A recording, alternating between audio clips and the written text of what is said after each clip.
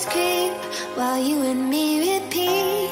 This bittersweet heat is suffocating. I'm waiting and always hesitating. Kryptonite desires set my heart afire.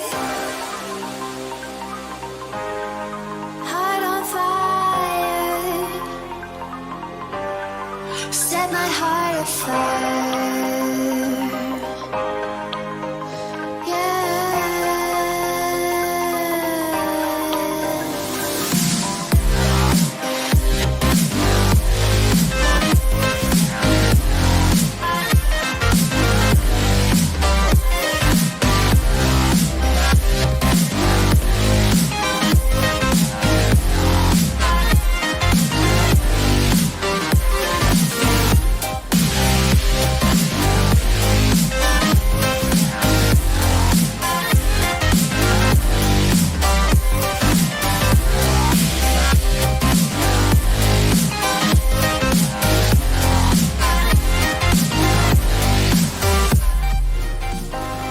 With crimson secrets and forbidden bliss, can't stay still, don't stop that thrill. My bones crave your skin, temptation within, mistakes ignite the silence. Nightmares creep while you and me repeat. This bittersweet heat is suffocating. I'm waiting and always hesitating. Kryptonite desires set my heart afire. Heart on fire. Set my heart afire.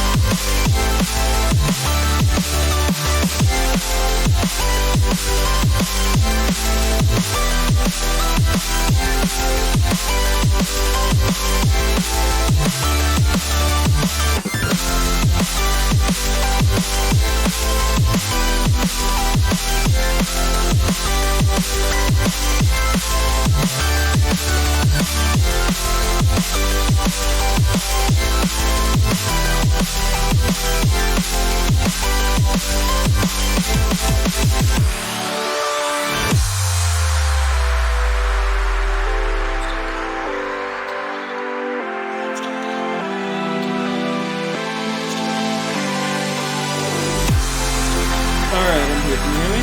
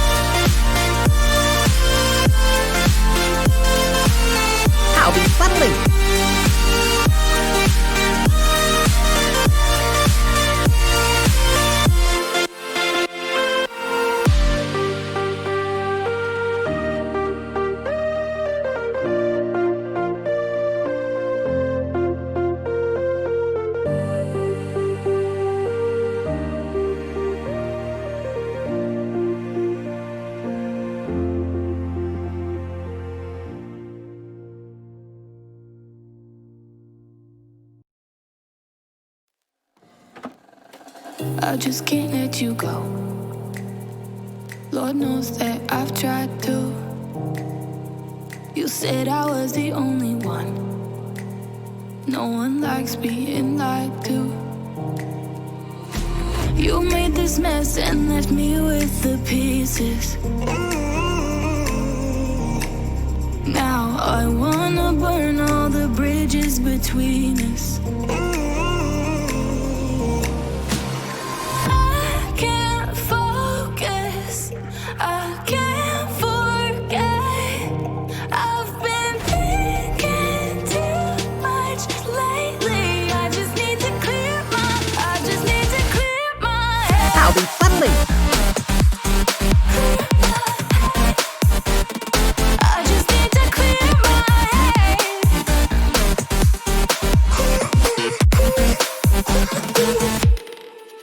I've been stuck on a memory, but it's not like I need it. And we may have some history, but we don't have to repeat it.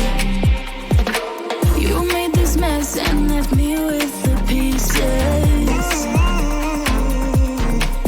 Now I'm gonna burn all the bridges between us. I can't focus, I can't forget. I've been thinking too much lately. I just need to clear my head. I just need to clear my head.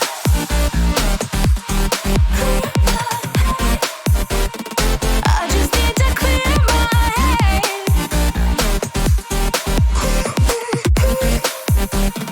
I just need to clear my head.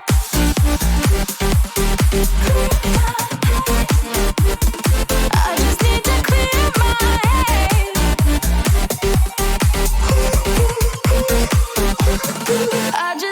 clear my head.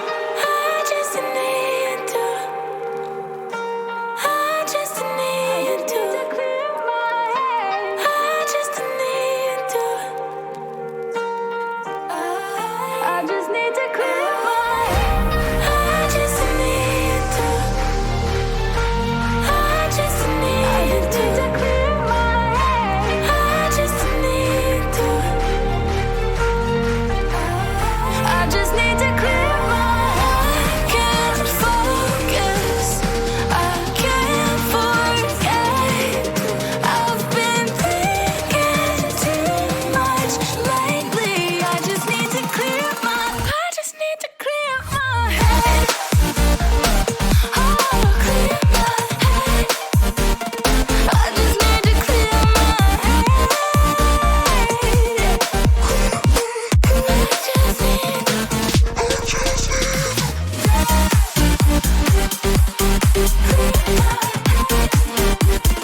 I just need to clear my head.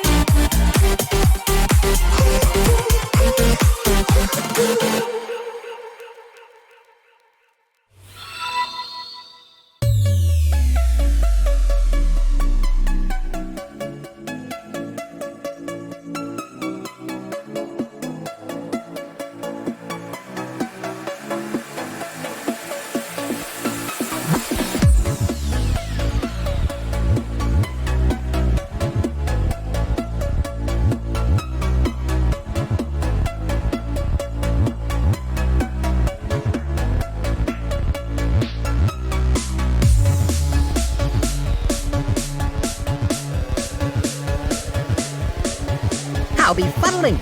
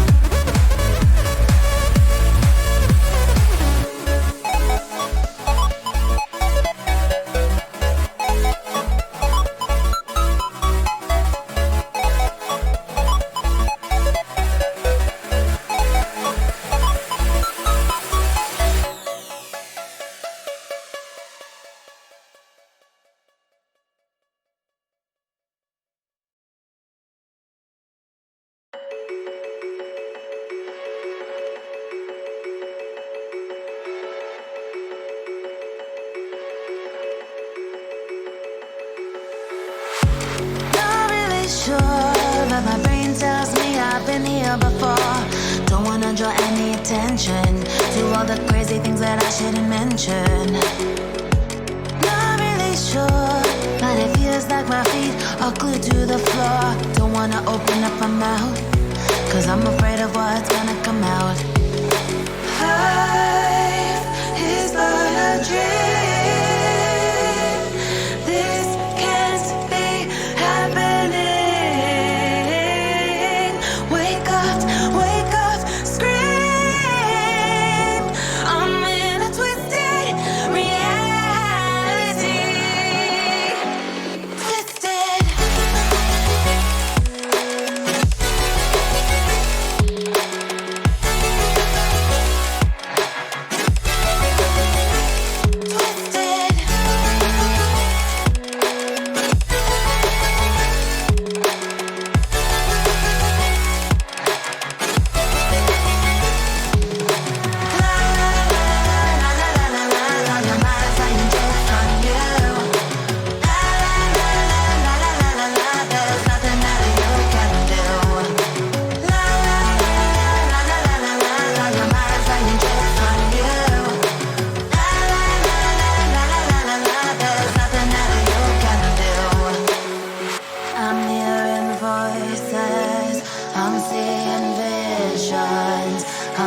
Sure who's the one making the decisions.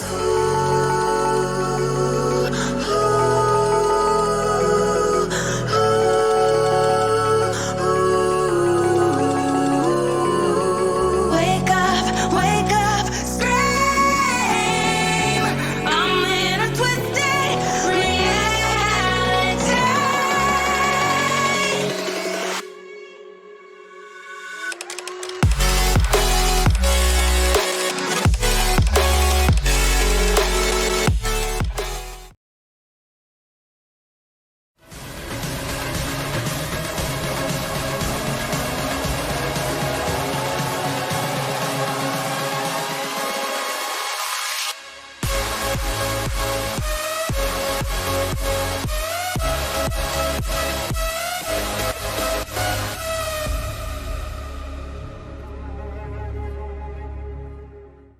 Welcome to Legends Esports, ladies and gentlemen. I'm sorry for all of the delay. We were experiencing some issues with a very small indie company's clients. And Dream, what is going on, man? You literally beat me to it. I was gonna already thank you for all of the gifted subs and all of the gifted emo. You did give me the crown, so thank you very much. Dream is absolutely popping off with the Twitch gifts. Thank you so much. The support to the stream and the league, it really means so much to me and everyone here at Legends Esports. It's how we keep this thing going. Dream, you're an absolute king, buddy. You're going absolute nuts. And I'm expecting you to pop off even more in the jungle after this insane pregame show. Anyways, guys, these teams are ready. We are a little bit late. I'm going to send it over to our casters, Diatropa and Ayanami Ray, as we get into pick and ban. Thank you so much, Psychonautics. Dia, how you doing? Your mic's still muted. There you are. There we go. I'm still doing well. I was waiting on the draft to start, but we're just getting right on with it. And honestly, it's a pretty good idea because, like you said, this is a pretty high intensity game/series here that we've got on our hands. Vipers versus Bandits, storied matchup. Yes, all season we have seen the Vipers and the Bandits go head to head, competing for each other for that first place spot, for the entire split, and then out of nowhere, the Lions take first. I know, right? I was like, yeah, they're competing for the first place spot, but at the same time, we got second and third seed competing here today, and probably one of the closest matchups that we're going to get before we hit those finals. And Vipers already going to be recognizing something like the Samira needs to be taken off the board as we are popping into the draft. Taking our time with it, though, is, you know, even though it is a best of 5, dropping one game here, dropping one game there could mean a lot, and everybody wants to take their time, take a measured approach here. And there's the Kane being banned. I was just about to say, if Kane is not banned, then Sir Knight is gonna take Kane and just destroy the entire backline of the Bandits, which is definitely where most of their game is played from. Yeah, and actually, I know that you and I had been talking a little bit before the game about how we expect this to be maybe a more bot lane focused series, but at the same time, you can't disregard key picks like that, like the Kayn being given over to somebody like Sir Knight. And I wonder if we see any other target bans really come up in this series, whether it be now or later as specific strategies start to develop. So we do see a Leona ban. The Ivern ban was a throwaway ban. Don't worry about that. But the Leona, very good, because they're automatically taking away one of the stronger supports that has been basically dominating this split, as well as looks like the ban is still going to take out Yuumi. Yeah, and then Leona is, like you say, very strong, and especially with something like the Samira that has been taken away for now. Misfortune still on the board, which is something that I wouldn't necessarily prioritize in every single series, but I think we'll see a fair amount of here. Is Bandits like to play that strong side bot lane, those harassers. People like Caitlyn, people like Misfortune, people like Draven, I expect to be showing up a lot in this series, and I wonder if we get an Ashe as well, because the utility doesn't really seem that strong to me just yet. It seems like more of these bot lanes are going for the carry style. So the Bandits did not ban out Inferno D's Twitch. Very scary thing. Oh yeah. If they do not pick up Lulu here, then that's going to be picked up, and that's going to be a very easy bot lane. And I wonder what you start to pair with the Lulu as well, right? Because, Twitch has already been taken away. Do you pick up another hyper carry here, or are you picking up the Lulu and trying to still prioritize elsewhere? Because by first picking the Twitch, it's a lot like the Ezreal Yuumi that we used to get back in the day, where, you pick either Ezreal or Yuumi, and you're forcing the other team to take one or come out behind next time. And we do see a counter pick with Draven there, and Nautilus. Oh, you called it. You called the Draven. Yeah, not taking the Lulu though, and I wonder if we see Vipers grab that one up for themselves right here. It would have to be now or never, because the next phase of bans would take that synergy away, but I like the aggressive look from Bandits. They don't care for the Lulu. They know what they want to play. They lock it in. So they're also picking up the Ornn now. So Minecraft 21 Lover, he is a very good Ornn. He's very good with a lot of the tankier, just tank, like only tank, no damage, just only tank top laners. And they decided to pick up the Morgana as a support.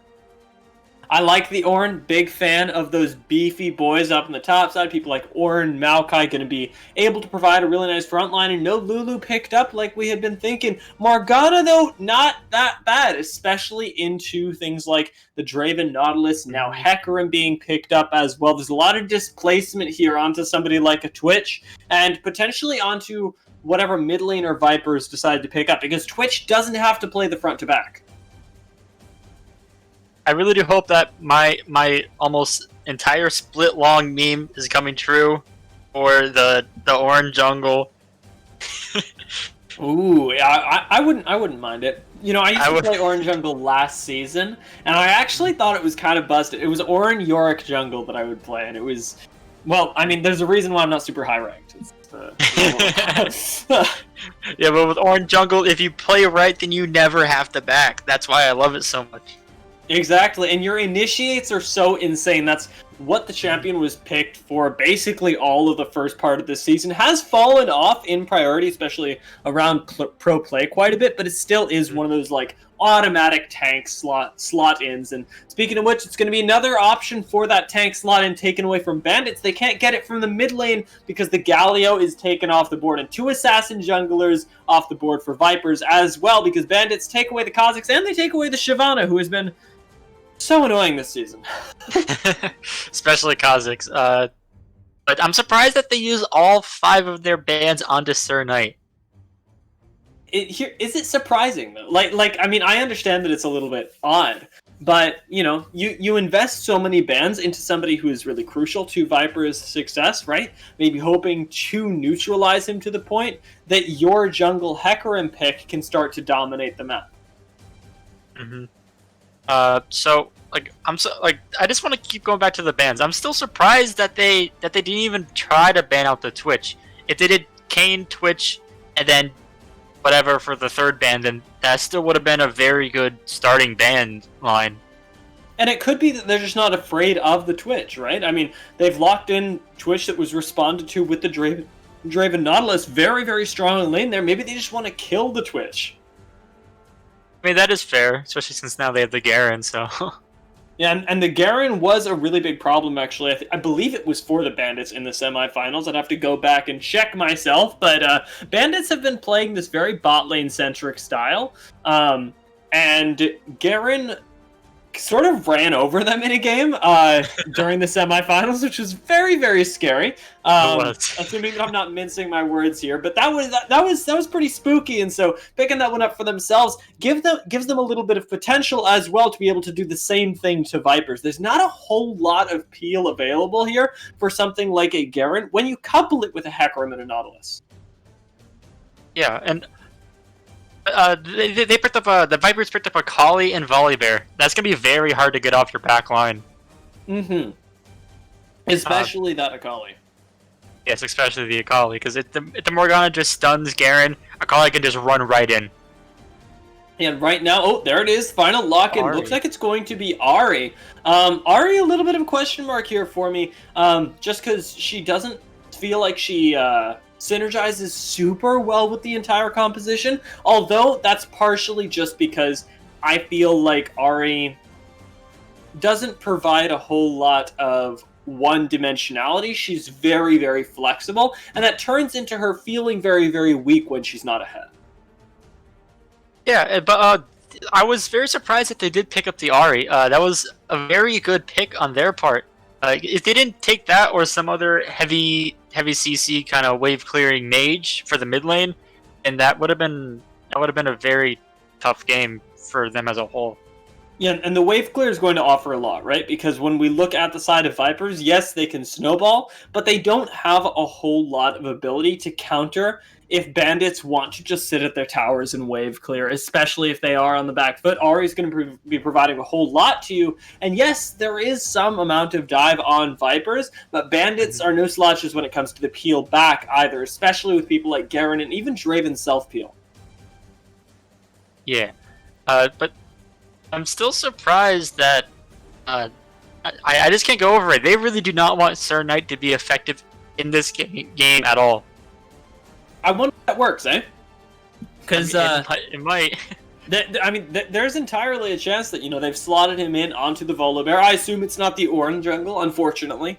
But they've slotted him in onto this Volibear that is a pretty universally good pick, but it doesn't have the same presence as literally all of the bans from Bandits. And that's going to make it a little bit difficult for somebody like Sir Knight to get the game rolling early on, which Twitch Morgana would really appreciate. I'm just waiting for the plot twist where it's going to be a Morgana jungle. I would actually, I would be pretty hyped for it. Right now, like, as many flex picks as we can get in, that's exactly what I'm here for. You could decide to put the Morgana into the jungle if you really wanted to. It would just be a little bit upsetting because you wouldn't have that much bot lane presence. Volibear and Ornn both going to be suffering pretty mightily at the hands of Nautilus if they do get slotted into that bot lane, and Draven is going to have a field day catching axes. Right now, if we're looking at the side of Bandits and Vipers, though, what lane do you think the junglers are going to pay more attention to? Definitely the mid or the bot lane. Top lane at this point is just a complete island. No one's going to go there at all. I know I've actually been playing so much top lane recently in flex queue because I'm a support player, but I get put in top lane and I'll pick a tank and like nobody ever comes top lane, and I feel like that doesn't necessarily change even when we see coordinated play. Vipers and Bandits though might choose to give a little bit more attention because we've got that Garen into Ornn matchup that you can start to sway if Garen gets significantly ahead, and Hecarim not really in any danger of dying if he does gank the top lane. I'd say the biggest scare or problem they would have is if Volibear is there with while the Hecarim decides to gank. Just Volibear just jumps over the wall while they're trying to tower dive, saves the Ornn. Ornn gets his ulti off, and then it's just a complete cleanup because at that point, Garen or Hecarim would probably take 1 or 2 tower shots. So it would just be easy pickings. Yeah, right now, the only that's the only circumstance. It would be because they have so much ability to turn that, if Hecarim does show up. But right now, we have something like Hecarim into the Volibear. Volibear falling off quite a bit in priority, but still a pretty proactive jungler. Where we see a lot of these things sort of miss is when Hecarims decide that they also don't want to be proactive and just become that farming jungler. Hecarim's such a potent early player, or rather early jungler, that I would like to see Dream Unforgiven take the same proactivity that he has with the subs into the game. Mm-hmm. Yeah, Dream Unforgiven has played Hecarim basically all split. It's unstoppable. And that's like that sort of experience is exactly what I want to see come into this lane, or rather into this game, because they've got themselves what is a lot of comfort here on the side of Bandits, and ideally they're able to capitalize on that, take something like this game one, but in my opinion, it's going to have to come through the bot lane. And as of now, you can vote for your team to win game one, so you can have a field day with that. I'm on to see a lot of split votes coming up. All right, I'm gonna log on right now, see if I can throw some votes out, because I don't know. Well, if you're looking at this, right, we have Viper versus Bandit. The compositions are up on the board. What are you thinking going into this? I think they're still very even. It depends on what lanes get ahead. If mid lane gets ahead for the Bandits, then that R is going to be hard to stop. She's going to have her charms almost non-stop. But if Twitch gets ahead, then Twitch will never slow down. So it's you still don't know. There are a lot of possibilities right now. The sort of possibilities that I'm focused on, as much as they are around this bot lane, I expect definitely to pop off. If he doesn't, that's a real subversion of what I'm thinking going into this game. Where the question mark is for me this game is what Oath is going to do, because bot lane should be focused by Bandits. It's been their play style for most of at least the playoffs and most of the season as well. But Oath is the one on the Ahri that, yes, it provides a lot of wave clear, but like I mentioned, is a very flexible champion and can feel like she does a lot or absolutely nothing at all if you don't get her just that little bit ahead. Will the mid lane be able to succeed here? Again, it's still a toss-up. A lot of these matchups that we have are definitely skill matchups. So it's like Ornn and Garen, that's kind of a very stagnant lane, unless Garen just gets one good yank off, which I do hope happens. Because if not, then nothing's going to happen all top lane, just some minor poking. And then, again, jungle, they both have large amounts of CC, self-sustainability. Mid lane, kind of just another poke battle, but I think Akali's definitely going to try to take the initiative a lot more than the Ahri would. And Twitch and Morgana versus a Draven and Nautilus, that Black Shield is definitely going to make a difference. And right now, I think a lot of the onus is on Cyan, because, like we say, the bot lane is going to be the focal point for Bandits. If Bandits can start getting stuff going through there, that's where they want to be. That's how they can continue to succeed. And I think right now, Vipers, they want to stall out until they're ready to teamfight. Because if they can get to the point where teamfights are happening consistently in that sort of mid-game, they're feeling very, very strong. They have a lot of options available to them with Ornn, with Volibear engaged, and with the flexibility that Akali brings to a teamfight. We'll find out once we pop onto the Rift, though. We'll be right back with Game 1.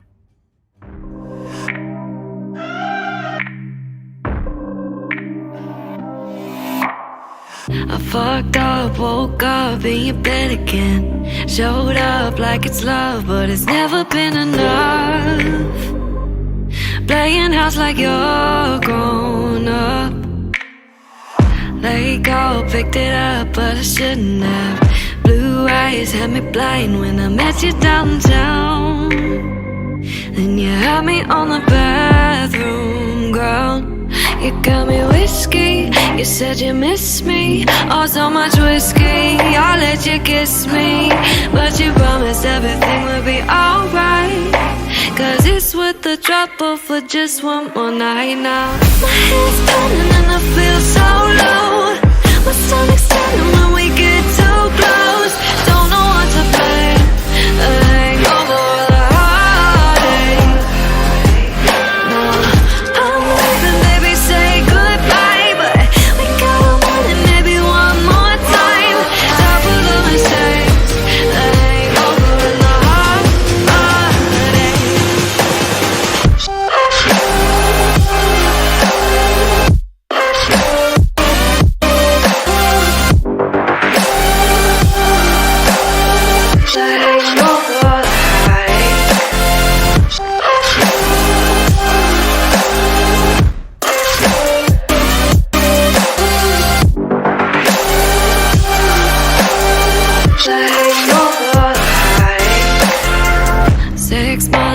was good, never answer you. You're what I need when I'm weak, but I'm trying to be strong. But baby, it's just been so long. You got me whiskey, you said you miss me. Oh, so much whiskey, I'll let you kiss me. But you promised everything would be alright. Cause it's worth the trouble for just one more night now. My head's turning and I feel so low. My stomach's turning when we get too close. Don't know what to play. Hangover. No, I'm leaving, baby, say goodbye. But we gotta meet it maybe one more time. Time for the mistakes. Hangover in the heart. Versus Bandits. It's game 1 of a best of 5, so we're in for the long haul tonight. But it looks like Bandits looking to come out swinging. They got the Draven and Nautilus bot lane here. They've given over Inferno D's Twitch though, and we heard wonders about that. So we'll see who can, I want to say, pop off in this bot lane more. I'm definitely hoping to see the Draven Nautilus take the lane. If Ekram just sits by them and just does everything perfectly, does the intro to try push gank, then that's definitely going to spell disaster. That Black Shield does have a very long cooldown. Yeah, it won't be available for the early levels as well. We'll see what paths these junglers decide to take. Right now, though, no deep vision coming out from either side. Both Bandits and Vipers playing rather safe, not wanting to even poke their heads into the enemy jungle to try and get a little bit of vision is going to mean that there's not a whole lot of information on the Rift early. Looking at these rune choices, Ekram did not bring Phase Rush, so those ganks might be a little bit more spicy or a little bit less spicy. Who knows? It depends on what your taste in salsa is. It's really going to, like, the fact that he didn't bring Phase Rush is going to hurt his ganks in the bot lane, but help his ganks in the top lane with something like the Conqueror. If he does choose to show up there, there's a lot more potential for them to start to take down that Ornn. But right now, going to be starts in the bot lane and pathing towards that top lane for both junglers. And we also do see Cyan on the Morgana bringing Guardian instead of Summonary or whatever the other center one is. It's Comet, right? Comet, yeah. Yeah, so definitely looking to just play actual support Morgana instead of just fend for yourself. And right now, it looks like it started the binding as well. Misses the first one onto D-Fly.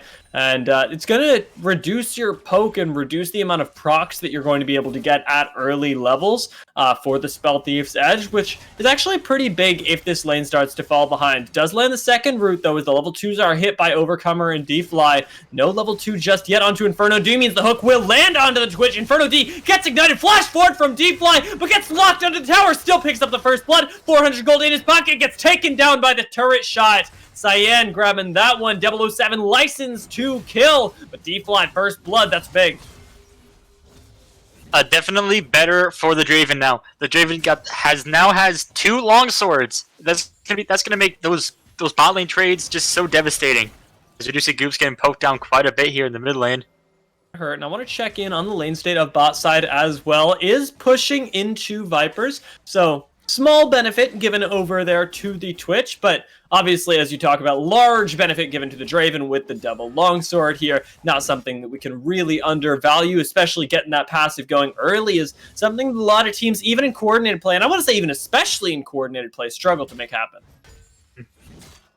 Still, like I was a little bit confused there at the beginning of the fight. Once I saw the Morgana get rooted, I knew that someone was gonna die fast, and unfortunately it was Inferno D.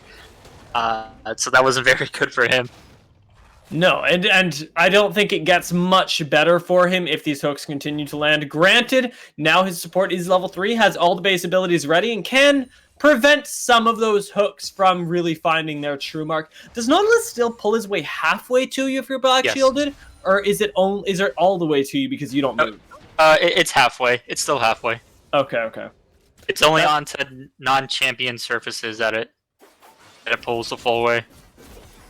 It'd be an interesting interaction there. Right now, though, like you talked about, Goofs is going to be taking a little bit of hurt in the mid lane. Oath, pretty low on mana, though. Wheelbarrow not suffering from that problem at all as he procs his Conqueror and just runs for it onto Minecraft Lover. But the trade back from the Ornn also relatively large here. And Battle of the Tanks in this top lane. Garen not having backed yet means that there's no real kill threat onto Ornn now and for the foreseeable future.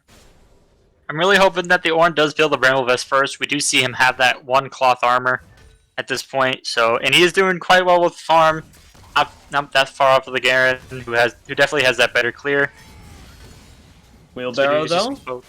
Nice waiting out the Brittle there is going to be able to get an advantageous trade. Cyan going quite low as well. One more auto from D-Fly will do it. Sir Knight is here for the counter gank though, and Overcomer, he's going to be in a little bit of trouble. No stun landing, surprisingly, even with the movement speed from that Volibear. I expected we'd get something, but a nice hook right onto Cyan. Now the wraparound from the Volibear isn't spotted just yet by bandits. Will be just now. Flash still available. D-Fly going to be chunked out. Going to be taken down by Inferno D. And Overcomer rooted up is going to be the end of his story as Inferno D gets himself a double kill and turns around this bot lane story. That was a very good regank from Sir Knight. He definitely saw that there was an opportunity to just go in, and he definitely just made sure the Nautilus did not move at all while the Fly just kind of stood there, just ate everything. Speaking of eating everything, Sir Knight starts eating everything once again there. After turning that around in the bot side, does give over a kill in the mid lane to Oath. This already getting ahead, another potential win condition for bandits.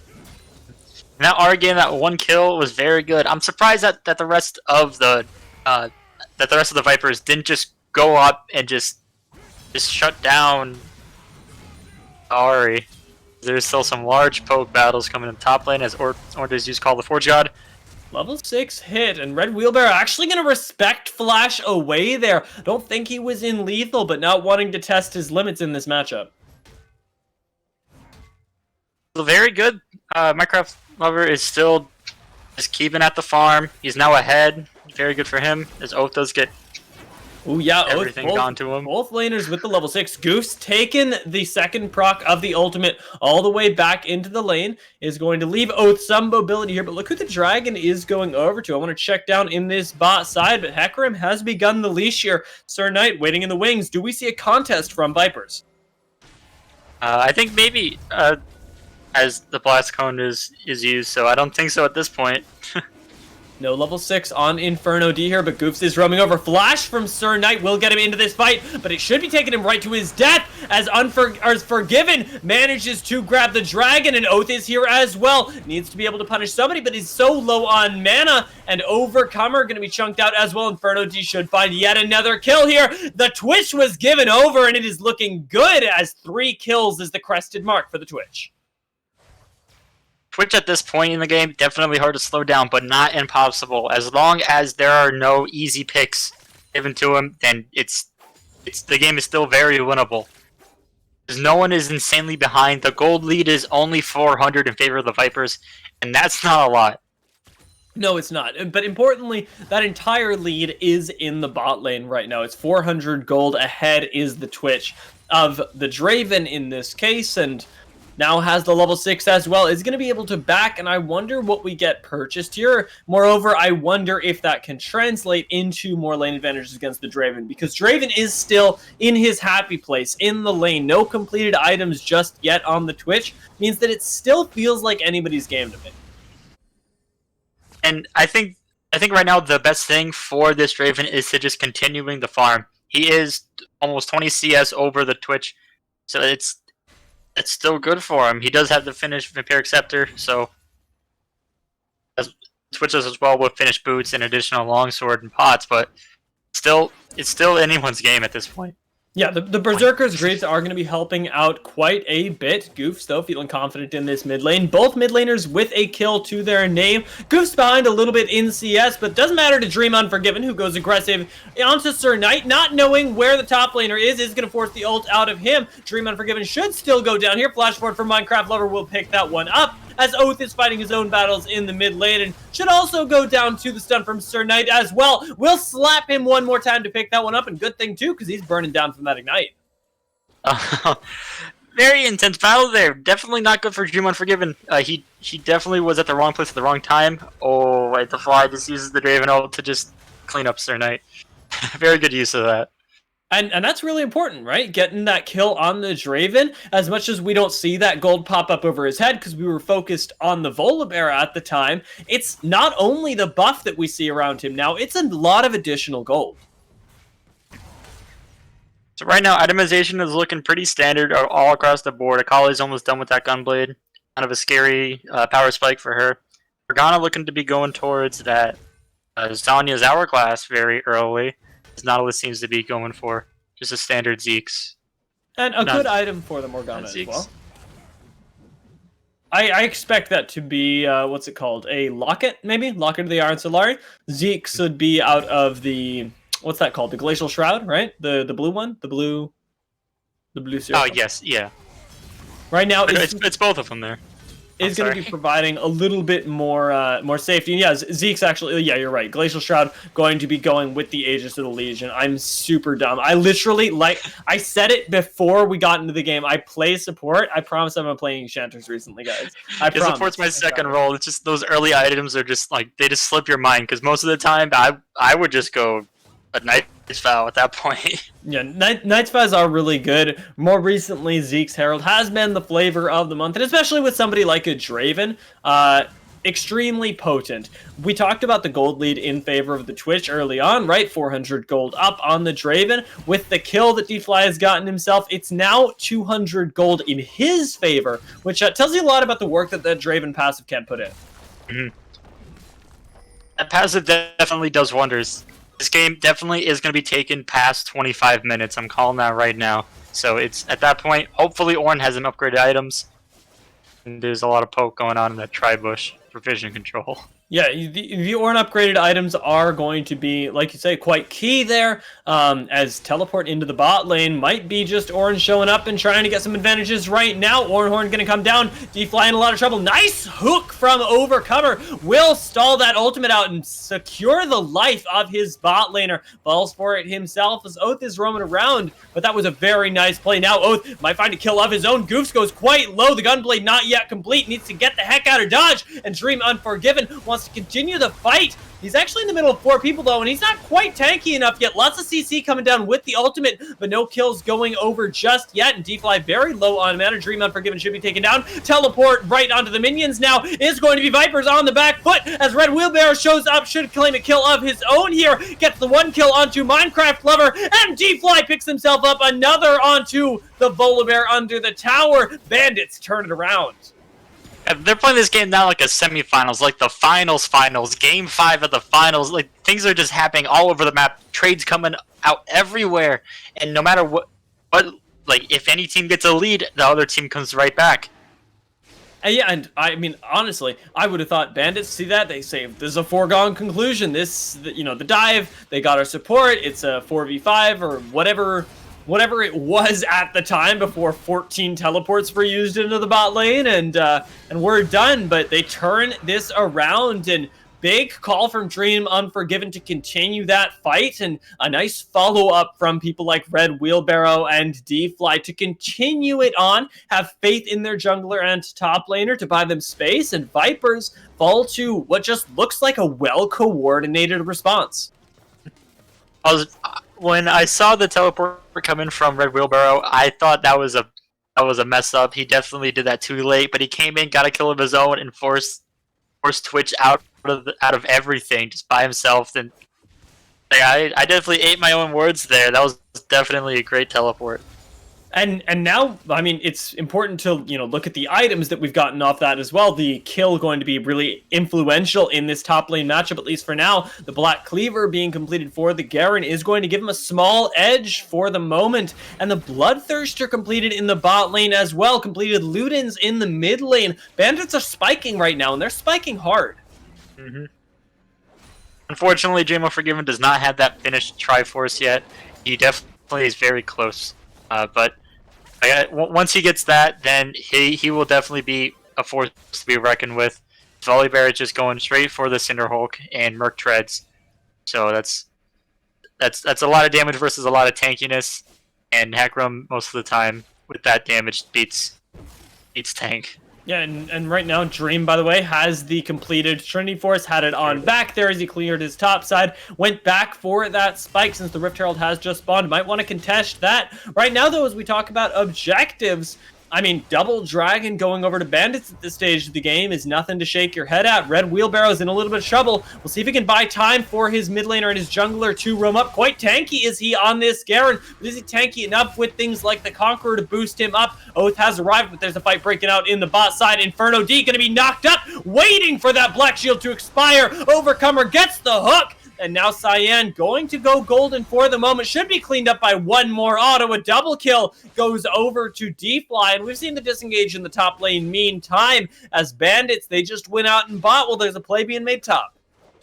So my personal predictions for this series is it goes to a game 5. And how it's looking right now, both teams just trying their hardest on everything. It might. It definitely might. Unfortunately, objective control is definitely what will decide most of these games. And it seems right now Bandits have the upper hand. Yeah, right now with their team play as well, I don't know, it's looking quite good to me. It's not often that we see the level of coordination, the level of trust here, and so I'm actually really excited to have the privilege of casting the games, as Dream Unforgiven is going to give Goofs the privilege of being ganked. Their Trinity Force Hecarim is very, very much power spiking with the rest of his team now, and cleans up that Akali like nobody's business. A lot of damage in this mid lane jungle combo. And we talked about the Ahri getting ahead during the draft. We've brought it up multiple times now. 4, 2, and 3. A bounty of 300 gold on her. And more than a 2k gold lead over her opposing laner is going to make her a force to be reckoned with. So that confusion we had earlier about the Zeeks definitely paid off. Definitely Zeeks is what we can say at this point in the cast, as might be definitely a gank in the top side. Oath is with Red Wheelbarrow here, but misses the charm. Importantly, they might still continue with this. Looks like it's going to be Turret Chunk first, Orin later. Red Wheelbarrow and Oath coordinate well to take down that tower. That's 2 towers down across the map. The way that Oath was walking up there, I thought he was kill hungry at this point, which he definitely should be. And Ahri with a finished Luden's Echo is a force to be reckoned with.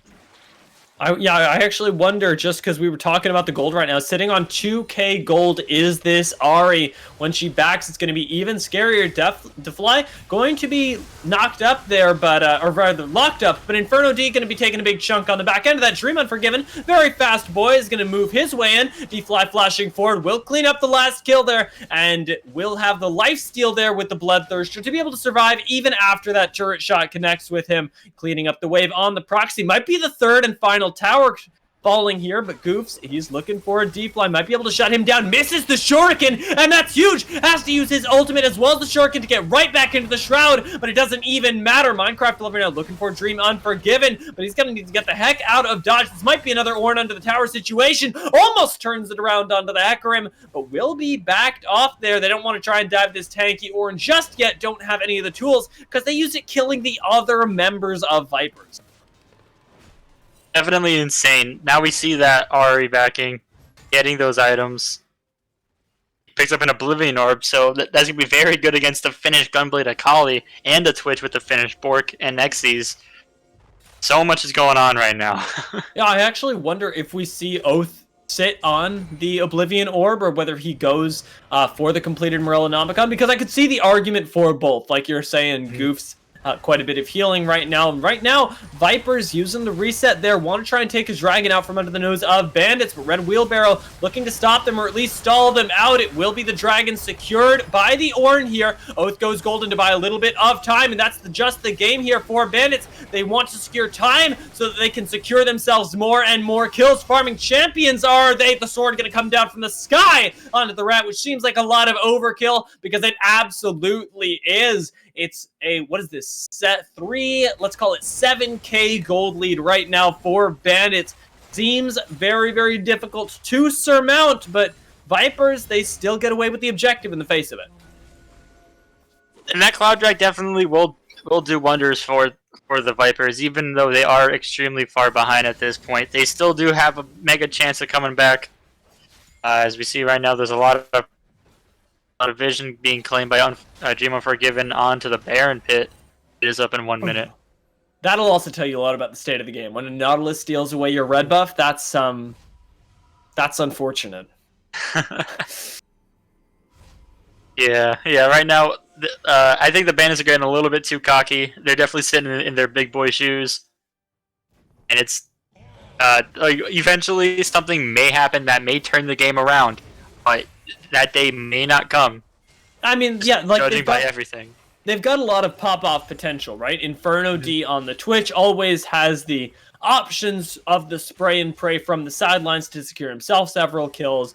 Goofs as well is going to be very, very stealthy, even mid-team fights, and able to put out a lot of damage, be able to be very sticky and grab kills off the sidelines to be able to rocket herself ahead.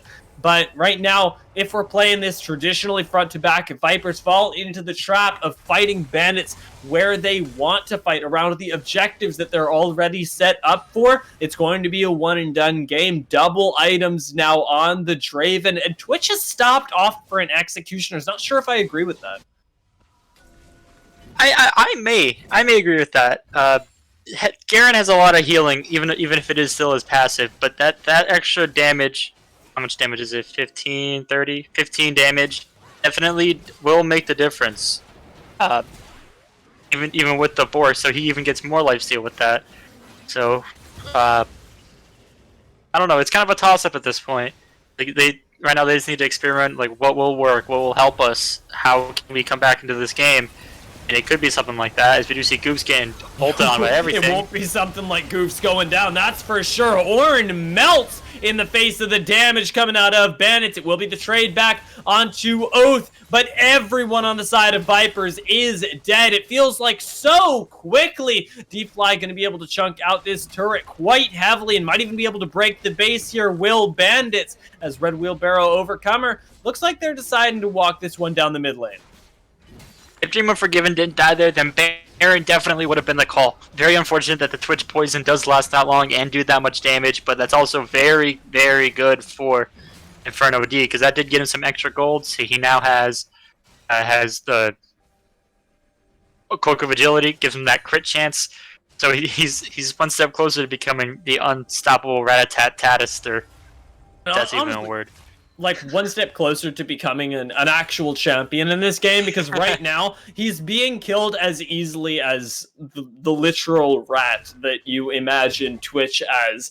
D-Fly, Oath, they can all melt him. Dream Unforgiven can melt him. Overcomer is really the only one that'd have trouble soloing the Twitch at this point, and he'd still get him to about half health, given how behind Inferno D is, matching in levels to the support on the side of Bandit. One of the lowest levels in the game, and it feels like that's the story across the board as well. Everybody down in levels to their to their opposing laners, and Bandits want to press the issue. They move around this Baron lane. And Nautilus did pick up a second Legion shield, so that's gonna be something as that one's gonna be locked going on Sir Knight. He's got the Conqueror here, so does have the damage for the sustained fight. Sir Knight surprisingly fast, though, going to be able to get his way the heck out of dodge there, as I've used that expression several times today. But it feels like everybody's running everywhere. So much move speed on the board, and honestly, so much to run away from. Dream Unforgiven cleaning out some vision here. The Death Brush going to be in full effect here. Oath planning one of his own there will assassinate Sir Knight and move his team straight onto the Dragon, spawning in 14 seconds as Bandits secure themselves yet another nice pick. That is definitely going to put them on soul point. They have no one who can actually contest this drag. And a Cloud drag on soul, or a Cloud Soul with a Hecarim and a Garen and an Ahri. And an Ahri, yeah, exactly. It's so fast. It will be the secure there. Oath picks up that one and makes me wonder what Dream Unforgiven was planning exactly. We've seen a surprising amount of not junglers be picking up these dragons, and I gotta wonder if their trigger fingers are a little bit not yet warmed up, as we are just in the first game. Mm-hmm. You never know. Like this series is gonna be a long one, just judging by this first game. Almost a 10k gold lead in favor of the Bandits, sieging into their base at 24 minutes. And so I guess I was wrong. I guess I was wrong. To me is really that sort of magic number, right? We do have a hook onto Oath there, going to be able to be chunked out a little bit, but it's mostly by the Morgana pool. And Morgana's built Zanya's. Yeah, she's got a little bit of AP, but not going to be doing anything significant just yet. Oath might get chunked out, though. Goose is going in, and what might be able to clean up this Ari, but won't be able to get the kill in the end. D-Fly gets flashed on, gonna get dunked down by the Volibear. The flash away from him will secure yet another kill for Oath. Grabs one for himself there on the backside. Triple kill for the Ari. Inferno D running away. It won't be a Quadra today because Oath, he's dealing with the minions. Knows Red Wheelbarrow and Dream Unforgiven have got their eyes on the carries instead, and this might be the first of the Nexus Towers falling, maybe even the game here for Bandits. Vipers, they take a fight in their base and they lose sorely at more than a 10k gold disadvantage. It feels like Bandits are literally slapping them with their wallets at this point, and Bandits going to secure themselves with that high pressure bot lane, the first game of the semifinals. Woo-hoo, what an absolute banger for this first game of the series. I did not expect that at all. I was expecting it to be a very close game, then one or two fights determines the game. But that was definitely a spicy one. Muy caliente. Like that's some Tostitos jalapeno cheese dip there. And it felt very, very back and forth during the early game. I was a very big fan of the way that Vipers were playing, but ultimately Bandits, I talked about it in the mid game, really liked their team play there to get themselves some big advantages, and it felt like once the Draven was far enough ahead, once Oath had secured himself enough kill participation to really, really feel good, and Hecarim hit that Trinity Force, there was nothing that Vipers could do to bring the game back, and had to turn their minds towards game 2, and I wonder how you think they turn this around. Do you ban out the Draven and maybe leave up the Samira? What are you taking away from Bandits as you move in? Personally, what I would do is take away the Hecarim. Like, he definitely showed why he is almost a one-trick on that champion. That it, like, nearly every game that it wasn't banned during the normal split, and it shows. He definitely practiced the champion. So and that definitely played a big part into the pressure that was set all around the map.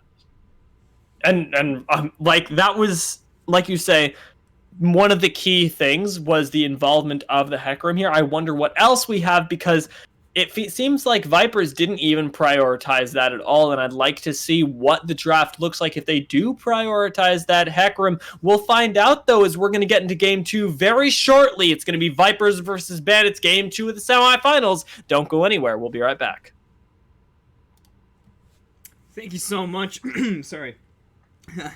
Thank you so much, Dream and Ayanami Ray. You guys did great casting that game, and what a game one we had there. It seemed a little bit back and forth, especially towards the beginning. I was feeling good for if I was the Vipers. That was a nice regank by Sir Knight in the early game, able to get that Twitch a double kill. But ever since Defly on the Draven, able to get that shutdown, able to really capitalize on the bonus gold of his passive, get those items.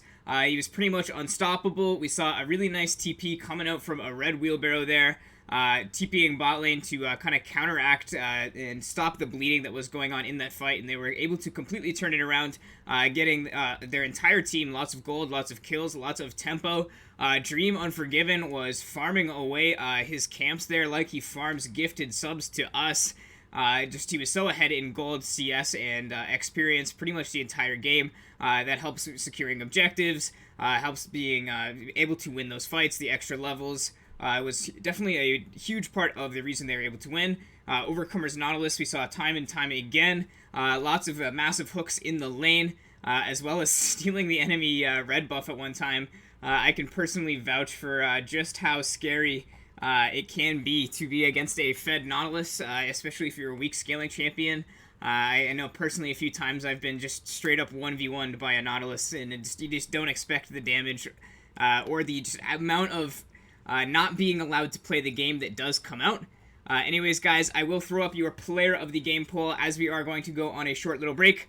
Just to let you know, I believe it was the Lions going up 1-0 over the Guardians in our other series. Be sure to check out the multi-stream. You can watch both series going on at the same time. Very rare that we have two series casting at the same time, but it's a very special occasion. Anyways, guys, we will be right back after a quick little break.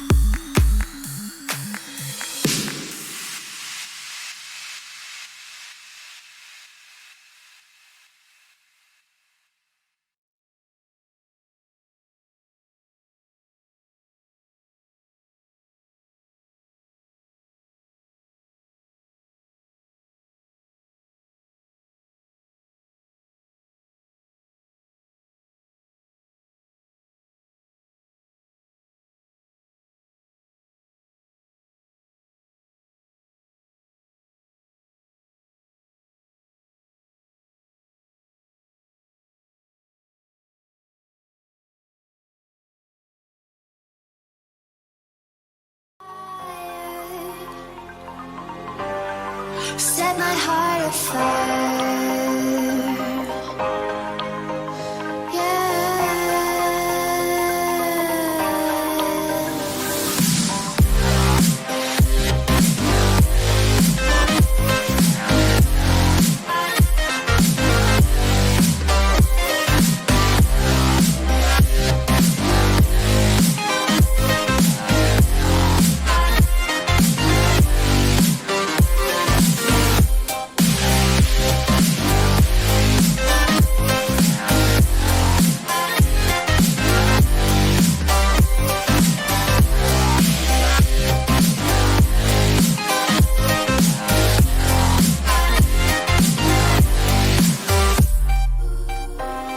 With crimson secrets and forbidden bliss, can't stay still, don't stop that thrill. My bones crave your skin, temptation within, mistakes ignite the silence. Nightmares creep while you and me repeat. This bittersweet heat is suffocating. I'm waiting and always hesitating. Kryptonite desires set my heart afire. Heart on fire. Set my heart afire. Yeah.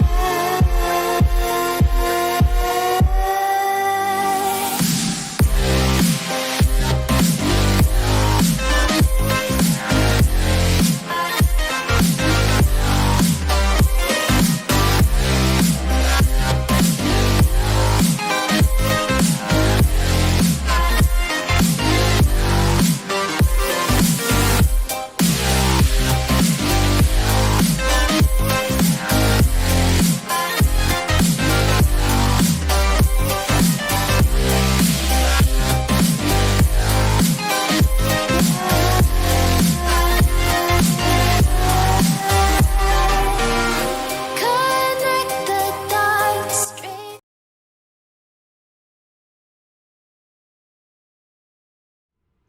Ladies and gentlemen, welcome back to the Analyst Desk. I'm here to announce your player of the game, and it was no other than the king of gifted subs, going off earlier with the gifted subs and going off even harder in game one of this series here was Dream Unforgiven on the Hecarim.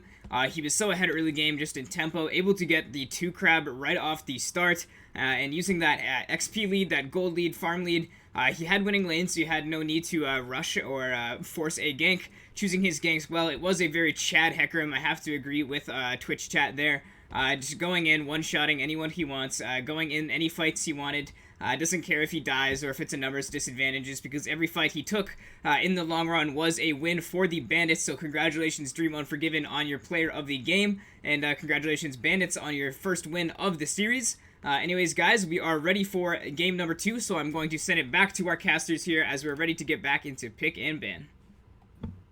Thanks so much, Psycho, and welcome back to the draft here, ladies and gents. We're waiting on the start once again, but we had talked about this earlier, and I wonder what you thinking, Ayanami, as we get into this game 2, about how Vipers are going to adapt to what Bandits threw at them in game 1. And the Hecarim.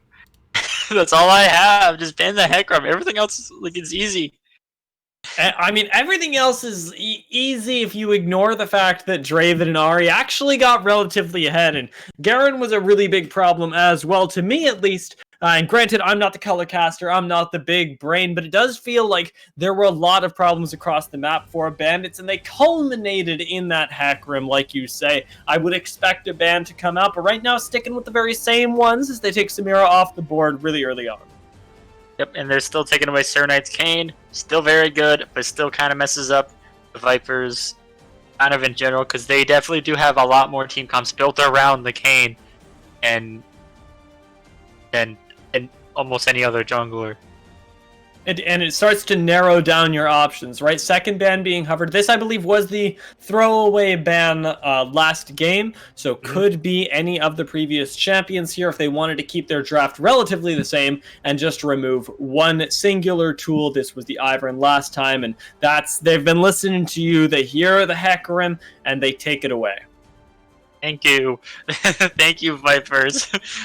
You all have mad respect now, but so we do see the standard 3 ban for Sir Knight again on the Bandits.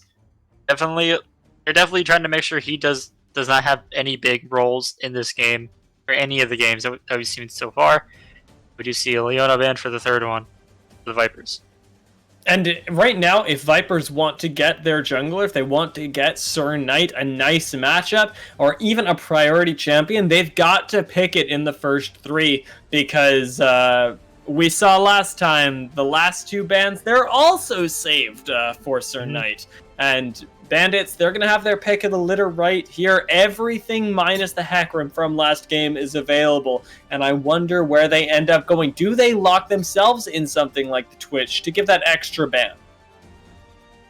If they lock Twitch, then Defy is actually going to have a great time, because I've seen him play it just on his own, like he just solo queues and he just pick up Jhin. But his Twitch is definitely very good. I feel like we should do a 1v1 series, and it should be Twitch. The champion is Twitch, and it's Defy and Inferno D. Oh God! Do you remember when the last couple games, or what's it called? The last the tiebreaker games in a 5-game series would be blind pick games. Oh yeah. Oh. Those were the days. Those are the days. Oh, It will man. be the Twitch still hitting the Rift though. For those of you who were missing out on your resident sewer rat, Twitch going to be the lock-in against the Jhin, and I'm a little bit confused by the Jhin priority here. I personally feel the first pick Jin's a little bit troll. Defy actually, I believe he still has it or has had it for the longest time. The most kills in a single game was on his Jhin. So that might be where they're looking at right now. I mean, I definitely think that playing around your bot laner here is going to be really nice. It's mostly the potential for Jhin to be countered by tanks, and as I say that, Viper's going to lock themselves in what I can only expect to be their first tank of the game. I'm definitely hoping that Shen does not get banned, because a Zac, a Twitch, and a Shen, that's already scary. If they don't get a Galio or even just a J Ford, someone just lock people down for a while. Shen does use the Stand United. Still definitely serves a purpose, because now once Shen gets level 6, then the Twitch will basically be unkillable. And Vipers right now have locked themselves in a jungler as well, or at least a potential jungler, going to be countered with the Olaf there for Bandit. Stream Unforgiven grabs that one for himself. Very similar role to the Hecarim, but grabbing this Zac, this jungler so early on for Vipers, means that the last 2 bans for Bandits can change. There's no point in banning out junglers anymore because Vipers already have theirs. I wonder where they direct those picks, and whether Vipers can justify the Zac here. Is this a champion that Sir Knight can perform on better than he performed on Volibear last game?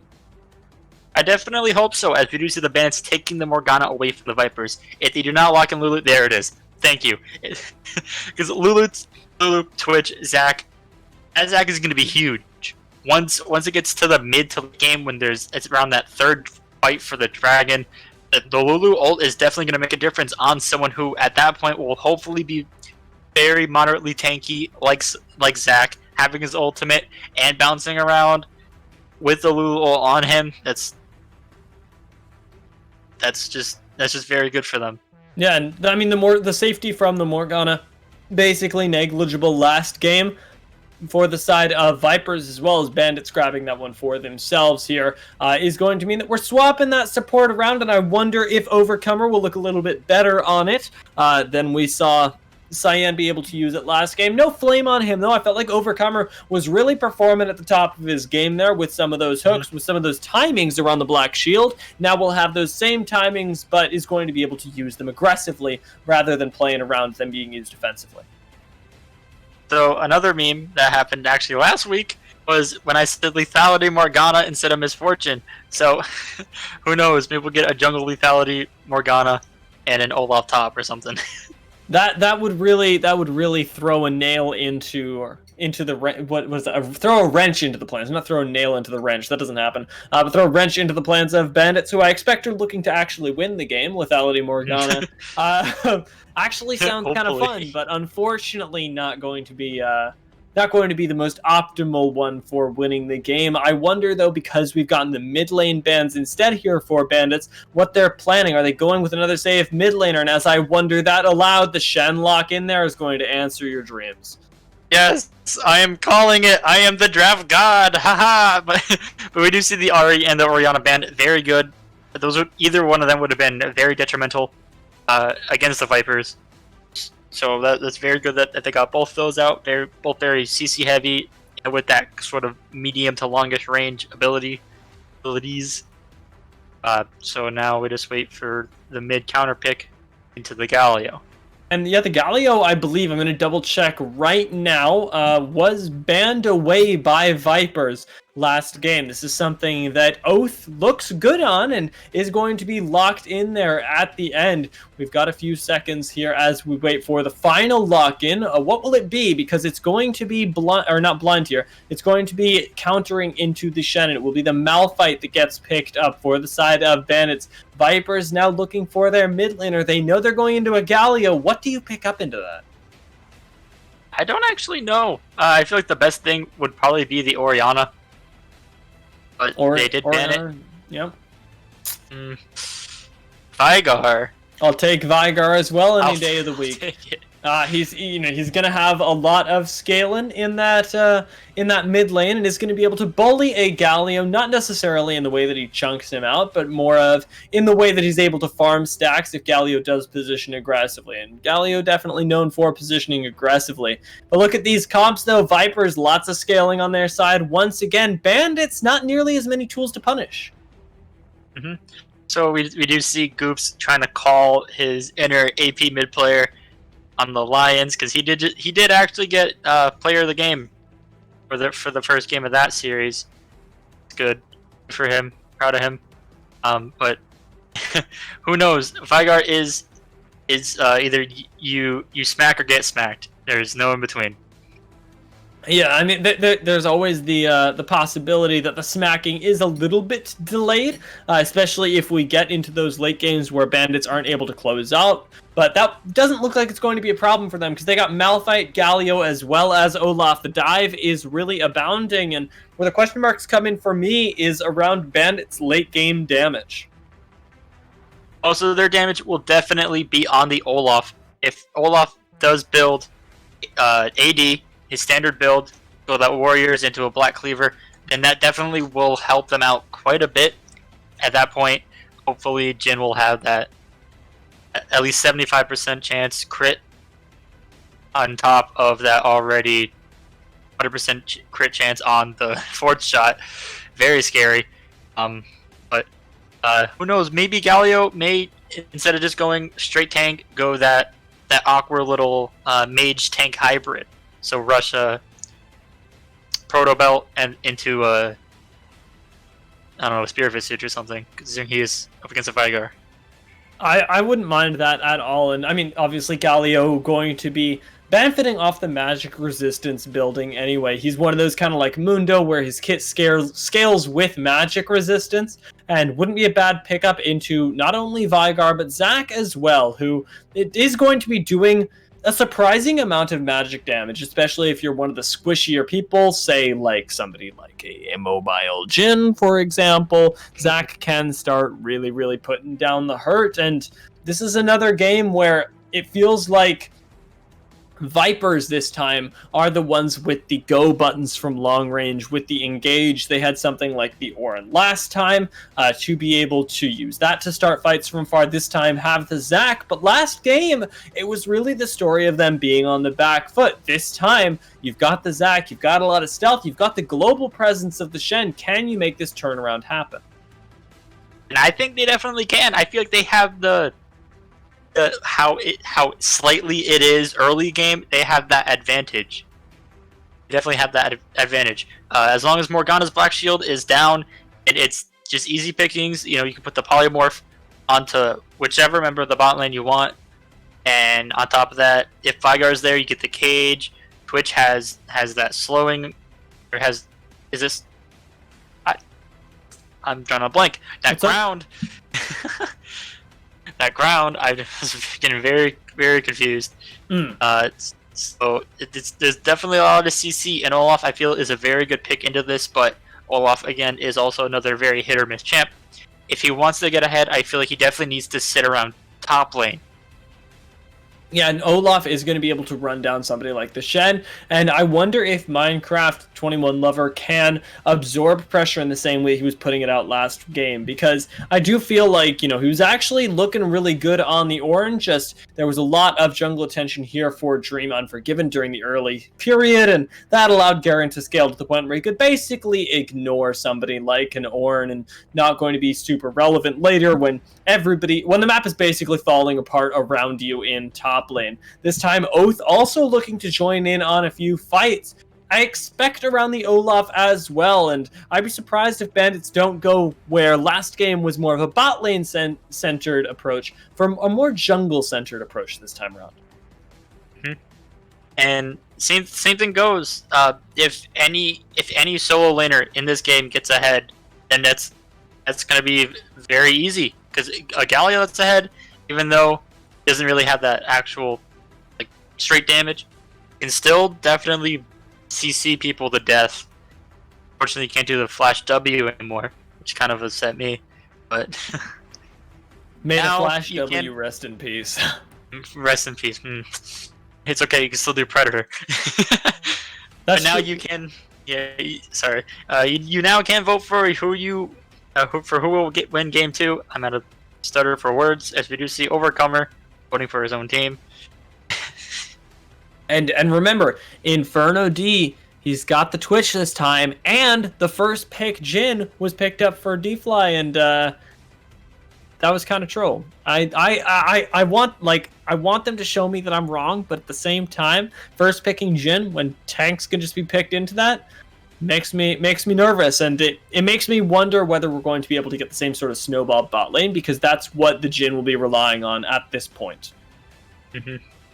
Right now, I'm just dreading having to cast next season with all those new items, especially with that one item. I don't know what it's called, but all I know is it negates 50% of crit damage or something like that.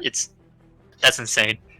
It is insane. Next season is always something that I close my eyes for and just wait to see what horrors lie beyond it, because you're always getting used to something new. This year it was the elemental dragons, as everybody will remember, finally having to realize, oh no, we need to go for soul. Rift Herald also going to be something that we might see prioritized a little bit more this game, specifically with Dream Unforgiven in the what I expect to be jungle enabled. Olaf here can go for those early objectives, and we might even see something like an earlier soul or an earlier dragon fight than we normally do because of the early power spike on that champion.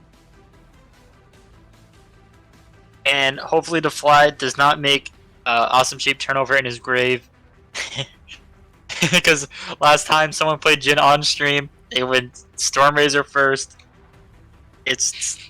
Oh man, he was blowing up the chat. He was so upset, but yeah, it is what it is. Hopefully, the Fly, if he's ahead, he goes with that easy IE.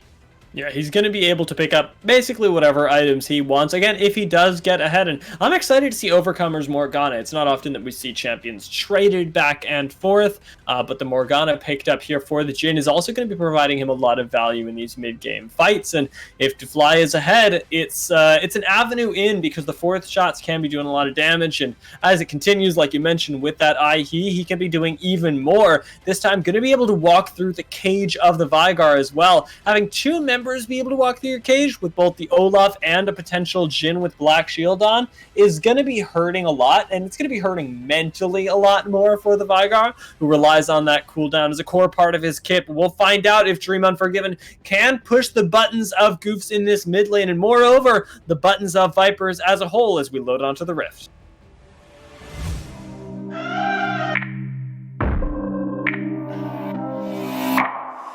I fucked up, woke up in your bed again. Showed up like it's love, but it's never been enough. Playing house like you're grown up. Let go, picked it up, but I shouldn't have. Blue eyes had me blind when I met you downtown. Then you had me on the bathroom ground. You got me whiskey, you said you miss me. Oh, so much whiskey, I'll let you kiss me. But you promised everything would be alright. Cause it's worth the trouble for just one more night now. My head's turning and I feel so low. My stomach's turning when we get too close. Don't know what to play. A hangover or a heartache. No, I'm leaving, baby, say goodbye. But we got a morning, maybe one more time. Top of the mistakes. A hangover and a heartache.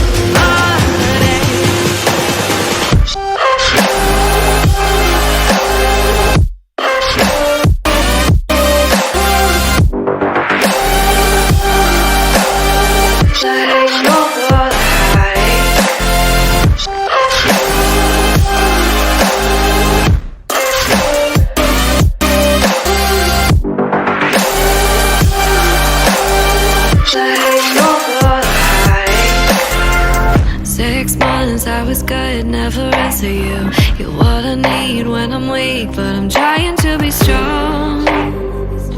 But baby, it's just been so long. You got me whiskey, you said you miss me. Oh, so much whiskey, I'll let you kiss me. But you promised everything would be alright. Cause it's worth the trouble for just one more night now. My head's turning and I feel so low. My stomach's turning when we get too close. Don't know what to play. A hangover or a heartache. No, I'm leaving, baby, say good.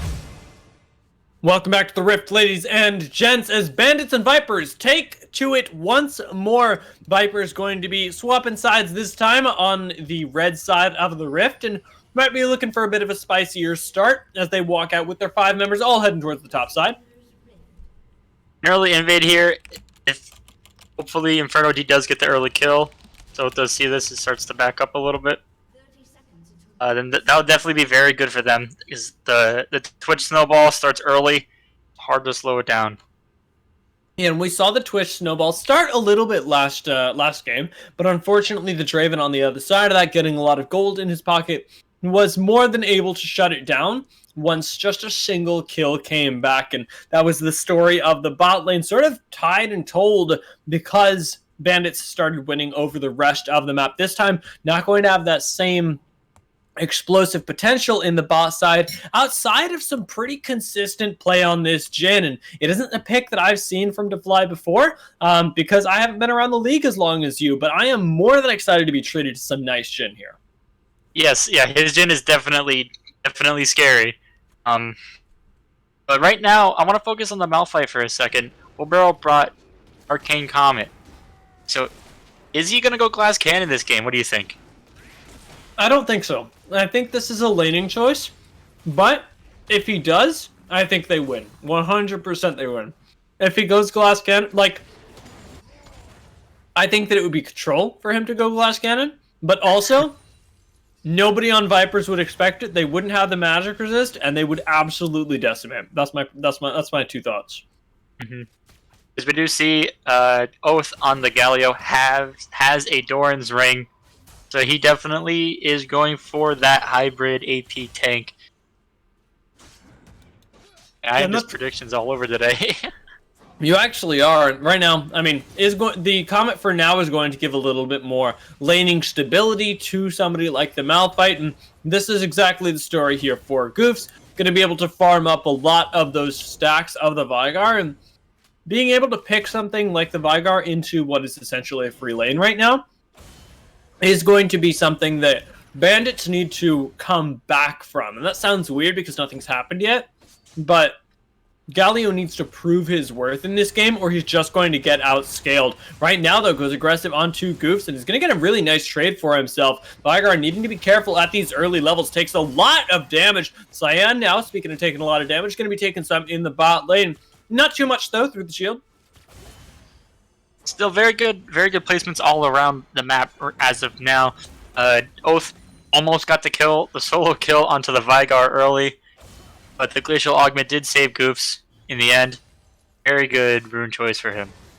I want to check back in this mid lane. There we go. Thank you, Spectator Cam, for bringing me right back. I wanted to see those Winds of War connecting with somebody like Goofs, who is now pushed under his tower with very little mana. Not the spot you want to be in as the Vigar, and the lane being pushed in bot as well gives Dream Unforgiven a lot of room to roam around this map. Even top is pushing.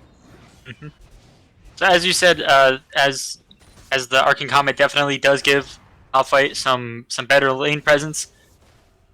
Rasp the Undying on the Shen definitely kind of counteracts that kind of heavy. Yeah.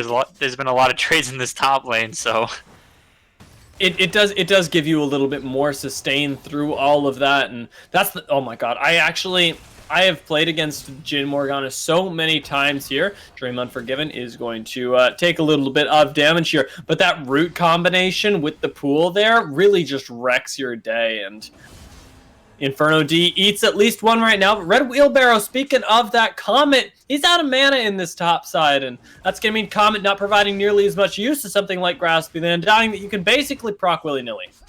Mm-hmm. Yeah, I'm still surprised that that there hasn't been a kill yet. Last game, kill came very early. Where do you think it's going to show up first? I think we probably get something in this bot side, because Sir Knight has been playing very, very passively so far, just hit the level 4 as well, but it looks like Minecraft Lover, looking to prove me wrong, is taking Red Wheelbarrow quite low, and should force the back here rather soon, unless he wants to overextend. It looks like he actually might overextend. He might just Q farm for now, try to get a little bit more gold as he pokes. So I was wrong. But and that's the cost of the Malphite early, right? Is these super duper high mana costs that really hamper your laning ability because of the payoff of being essentially an unkillable rock in the late game. That's the dream for the Malphite here. It's going to be a little bit harder into the Vigar specifically, who Malphite is not incentivized to itemize against. Overcome just shoots out the binding, going very, very wide there, but a nice route from Defly will keep the trading going in this bot side. They've been consistently pushing in Vipers here, though, with absolutely no punishment. Look at the vision for this bot lane. Wow, that's so much blue. The bandits right now, they're just making sure they have control over everywhere, as we do see Vibrubo taken very low.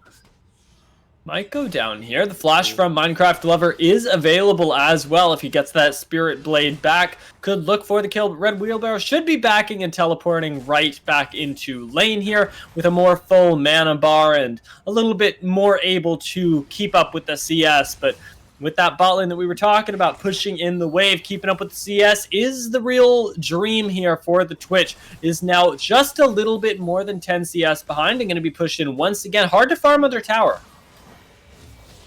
So there's the Malphite TP going up. I was worried there for a second. I thought he was just going to walk back to lane.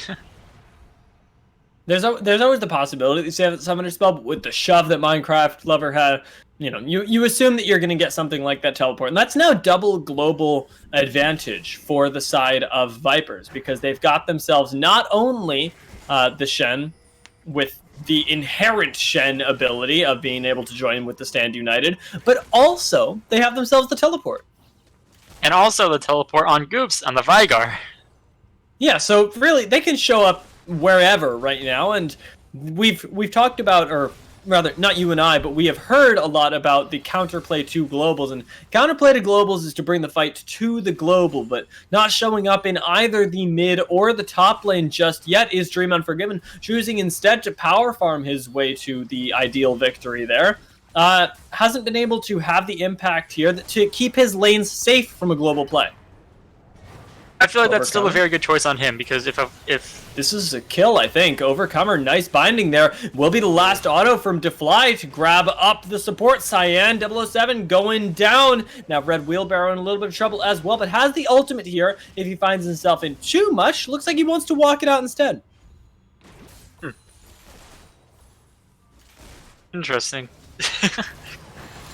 I like it. This is nice play across the map. Red Wheelbarrow conserving basically all of his cooldowns, and Inferno D not having the same luxury, burns both his heal and his flash to try and save his support as well as get away from the Jhin ultimate there, and DeFly going to be able to push in yet another wave. Olaf starting the dragon on the bot side and not losing really anything. Bandits are winning across the map once again in these early levels, showing how it is that they got here, even from the lower seed.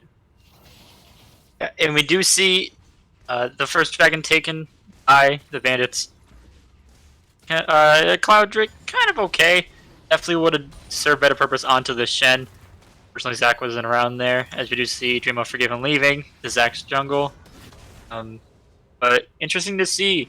Right away, Moby's picked up onto the Lulu. And I wonder what that's about, because I don't really see Lulu leaving lane anytime soon. Maybe there's the possibility for a roam on this champion, maybe trying to keep up with Twitch as he roams first and then moving up for a fight, but Moby seems like a questionable choice as Red Wheelbarrow continues making questionable choices up here, but he's tanky enough that it won't matter for now. For now. For now, yeah, exactly. It's all a game of the temporary. But DeFly looking for more of a trade here in this bot side, and Goose continually pushed in and low on mana is the story of the Vigar versus Galio matchup. We do see Galio have the Hex Tech Revolver, so I was right, as we do see the taunt going onto Wheelbarrow. Is ult away to safety. He's forced to ult there. He's playing so greedy up in this top side. It feels like he has Dream Unforgiven with him, but Dream Unforgiven has paid zero attention to the lane so far, choosing instead to farm out the jungle, and it's doing wonders for him, honestly. He's up 12 CS in the jungle, which doesn't seem like a lot in something like, up 22 CS, which doesn't seem like a lot in a lane, but in the jungle, it's actually really, really big. Mm-hmm. Especially since now he almost has that finished Warriors chant, Stalker's Blade. So that's definitely a huge power spike for him. And he is level 7 at this point, so ganking any lane is very easy for him. I'm surprised he didn't make an appearance top lane. Brian Prey gonna come down off of Inferno D there, maybe looking for a kill, but instead just looking to clear out that wave. And Goof's now using his own teleport in the mid lane.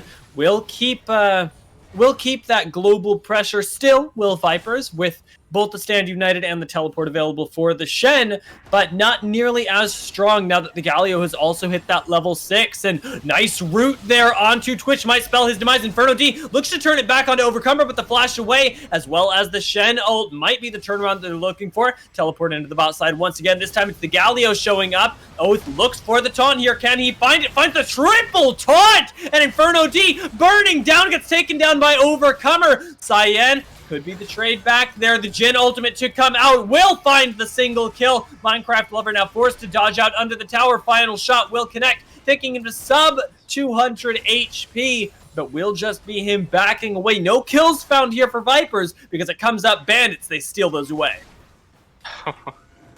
Series is starting to spiral out of control. Like, a lot is happening everywhere, and looks like no one on the side of the Vipers can do anything to stop it. I was a little concerned that the Galio used TP instead of his ultimate there, because that definitely would have been better. He would have gotten there slightly faster, but he used the flash forward, still get the taunt, which is still very good by him. Taunting before he uses W. Glad he didn't make that rookie mistake, as he does finish up his proto pelt. And yeah, now Galio finishing his proto belt, pretty big because he's going to be able to continue to, as we say that, push in the mid wave here. Is going to get stopped by the baby cage here on Goofs, who is stacking up nicely, but hasn't really been able to do anything this game. 2-0 on this Jhin right now, though, into what are some decently farmed tanks. What's more important is that he's 20 to 30 CS up on Inferno D at the moment, and that is really where the difference starts to come in, because if Inferno D can be kept down, he's just got a bunch of tanks on his team that can't buy him that much time. Goof's also needing to be the other damage source. We'll see if they can find this here. Oath going on an aggressive trade into Goofs, finds his way out from under the turret, thank God, and now we'll be able to continue the shove. No kill solo mid lane here as BDT will go getting chunked down. This matchup just sucks for him. This is terrible. It is terrible. That was kind of a questionable pick. I feel like if he went Garen again, then that would have made a sizable difference. But he is doing a good job of keeping the CS up, though. The nice thing about it is that as much as Red Wheelbarrow is down in health, the CS, like you mentioned, is even, and that's what really matters for him. And that can be said about most of the lanes right now. There's a small advantage for Oath here, is he's pulling the same moves in bot lane, constantly shoving in and making it hard for Goofs to CS, but Goofs is getting to the point where he'll be able to keep up just fine. The only real CS advantage anywhere on the map is in jungle, where Dream Unforgiven is up 20 CS, and in bot, where we have what it looks to be cresting 30 CS very soon up onto Fly. And we do see here that Dream Unforgiven just has now slain the Ocean Drag. That on the Olaf is very big. So his ultimate combined with his W and that drag is going to make him so tanky, so self-sustaining. Hopefully he goes for a death stance. There's going to be a turret dive here. Flash in from Defly to get the Galio ultimate. Move everybody out from under the turret. And already Galio, he's chunking down Inferno D. So low goes Dream Unforgiven. And those 20 CS not going to save his life off Inferno D, who's invisible under the tower right now. Defly looks for him, though. Should be able to get the bounce right here. Overcomer goes golden to buy a little bit of time. Defly's playing with turret aggro here, and Sir Knight forced to flash away. We'll get a little bit of health back over, but the play is over. For the moment, there's the elastic slingshot forward, though, as Sir Knight looks for the fly, gets the passive popped, and this should be another kill going over to the Jhin. 4-0-2 will be what he puts himself at, as Defly grabs himself another kill, gets himself a 300 gold bounty, and looks to make this Jhin lock-in worth it. This is death. Why are you walking in here? Goof, what? What? Why? Who are you? I don't even know what to say about that. That was just so questionable. The moment he hit that Jhin flower, he should have just walked away. I don't know what just happened there, but it definitely was not good. No, that was really unfortunate, because Goofs right now is the story of hope for the side of Vipers, giving over one kill, trying to, I believe, get the ult onto Defly, gets taken down well before he can press that button, and Defly at 5 kills, like you mentioned earlier in the game, or rather earlier in the draft, has picked himself up that Infinity Edge first into the completed Blade of the Ruined King from Inferno D. Much cheaper item there, but we'll see if he can make that power spike worth it. If you can make the power spike work it. But in the meantime, Defly, he's going to be having a real go of it here. Should be able to find Cyan, actually, as the flash away going to be forced from the Lulu. That is a very squishy champion at this point in the game, and not doing much with Moby Boots' first buy into what we can assume to be an Athene's or Mikhail's. I would feel like a much better buy, as we do see a possible another dive coming in this bot lane. Dive is a really strong word, because there's no turret here. Inferno D gonna be taking the taunt, gonna be taking the chunk here. No black shield to keep his eyes on Defly. His eyes are all for Galio, as the Shield of Durand will grab those autos away from him. And that's the real power of Oath into Inferno D. He can just walk to the other side here. Looks like we're going to see another mid lane kill as well. Goofs so low right now. Eats the Lulu ultimate, but the grenade will finish him off. Defly styling in this bot side. We'll find Cyan, I assume, with these last couple shots. There it is, the third shot going to find it. Fourth shot not even needed in this bot side, because Jhin 8-0-2 right now, justifying that pick early. And I think I'm going to have to take it back. It doesn't look troll right now. Yeah, you definitely kind of ate your own words there. But one thing I want to say, during that first tower dive, where it was everyone spamming ultimates down in the bot lane, there was the Stand United that was popped, but it did not connect, unfortunately, because the Lulu was taken down, as his first turret, or second turret, is taken in the top lane, and all mixed up now. Yeah, and it's because of the chaos that bandits have been able to cause during the Rift. It's not often that you see Oath and Dream Unforgiven able to live in Red Side's blue jungle. That's a weird combination of words, but you understand what I mean. Around their blue buff there, but they were able to do it and just eat up a bunch of kills right there, and as poorly as top lane has been going, and I cannot emphasize that enough, it has not mattered. And now with the backs coming in from both Defly and Overcomer, they should be able to move themselves right into this mid lane. Cyan! Oh. I was afraid of a one shot there. That was 4-shot. That was just death. It's 2 completed items on this Jhin right now. 154 CS, highest CS in the game by 20, and that's over his own mid laner. The problem they're going to have to deal with now is this wave clear, because Goofs, he does have quite a bit of it. It does have a lot of that AP stacked up to be able to one-shot some of the backline minions, and if they're not able to find the push here, it's going to be hard to crack this mid lane tower. That 70% crit on Defly is looking very scary right now. Especially with that center reach from the rapid fire cannon and the guaranteed 100% crit on top of the IE with his 4-shot. I don't think there's anything they can really do. Looking for these rapid fire chunks, is going to get a few autos down onto the turret though, thankfully. Sir Knight might look to punish this, has the elastic slingshot, but a nice back off here. I believe Black Shield available as well, makes this so hard to engage into. And in the meantime, as this mid lane push is going in, we're getting our 3rd dragon of the game surreptitiously taken by the Olaf. Nice connection there, and there's the instant response with the Galio to try and punish not only this mid lane, but the jungler who dares touch the Jhin. Sir Knight gonna eat one, gonna eat 2 as he gets taken down. Minecraft Lover gonna, what's that called? There's a word for this. As a formality, there we go, eat the 3rd shot. Does no realistic damage to him, but Defly, his autos really do. Inferno D is on the ambush here, looking for a bit of an angle. Gonna find Oath, though, and Oath immediately going to taunt up Minecraft Lover as the Shen tries to punish that. Spray and pray, not quite finding Oath. There it is, right at the end. Defly goes way too far into the tower, might be taken down here. Flash forward from Inferno D. The heal comes out, but the taunt will do it, and the shutdown for Inferno D on this Twitch is massive. Dream Unforgiven now should be able to close this one out. Goes right onto the rat. Should be able to take down the Shen next. The flash forward under the tower, though, is a big mistake. And Dream Unforgiven going to not be forgiven for that one. Gets taken down into the tower as well. And some big shutdowns go the way of Vipers. I'm still at a loss for words. Like, so many things are happening right now. That was definitely a well-attempted comeback for the Vipers. Now that Inferno D does have 3 kills under his belt, he still is that awkward rat. At least now he's just a vibing sewer rat at this point. I have no other words. I mean, he's got himself an extra 1,000 gold to vibe with, which is pretty big, but it doesn't look like it's big enough to bring him to his next. I'm sorry, I'm hiccuping. I don't know why.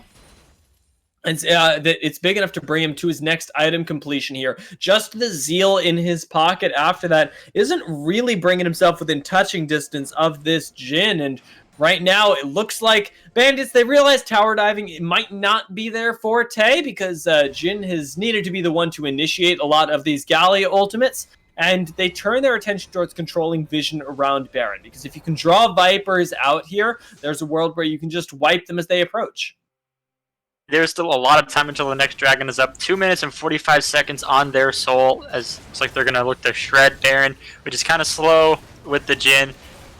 With now Olaf is there, so yes. Won't be as slow with full damage Olaf at this point, as well as Oath being able to contribute what little he can. Just now going to be spotted out by Vipers, but it looks to be a little bit too late, as Baron will go down an extra 300 gold in everyone's pocket. And 1,000 gold on Defly right now. I wonder what he's looking for next. Perhaps the Essence Reaver. But the team as a whole, they are looking to knock down some of these top lane towers. Sir Knight, that was a big mistake, my friend. The Elastic Slingshot, not meant to be used that aggressively. Oath now looks to go forward. Is going to be stopped out by the Polymorph here. Galio going to get his way back to safety with the light heroic exit there as Red Wheelbarrow looks for some chunks, but it's a 4v5 right now. Going to take a miracle for Vipers to be able to find an angle into this team fight, and Minecraft Lover going to need to look for some very, very nice taunts because Goofs is on the backside. Inferno D cannot take the autos coming out from Defly, and neither can this turret. It is a world of hurt that it is in. Bandits looking to close this one out, starting with this turret, and maybe even continuing with Minecraft Lover as he gets taken down very, very low, chunked out quite a bit. Sir Knight finds his way forward. I'm not sure that's where you want to go, but Inferno D, he's looking for the angles as well. Doesn't have the damage just yet. Chunking out along the sides will be the inhibitor going over to Bandits. Might it be more, though? They push their way out of the Nexus towers.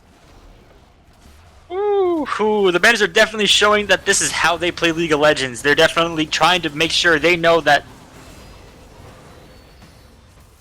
They know that what? I kind of hesitated there because I wasn't sure if you wanted to step in and cast that, but... it's just more death. More and more death. There was a pick onto Team Forgiven, which is very good for them. They got that shut down and at least one Baron taken off. But they're definitely showing this is how they play League of Legends. This is how they want to make sure that you know that they were once the top team in the LAS draft, and they're definitely making sure that everybody at this point knows that they want their way back in. They want to win this series. They want everything that could possibly come with it. And it doesn't They're even making... Go ahead.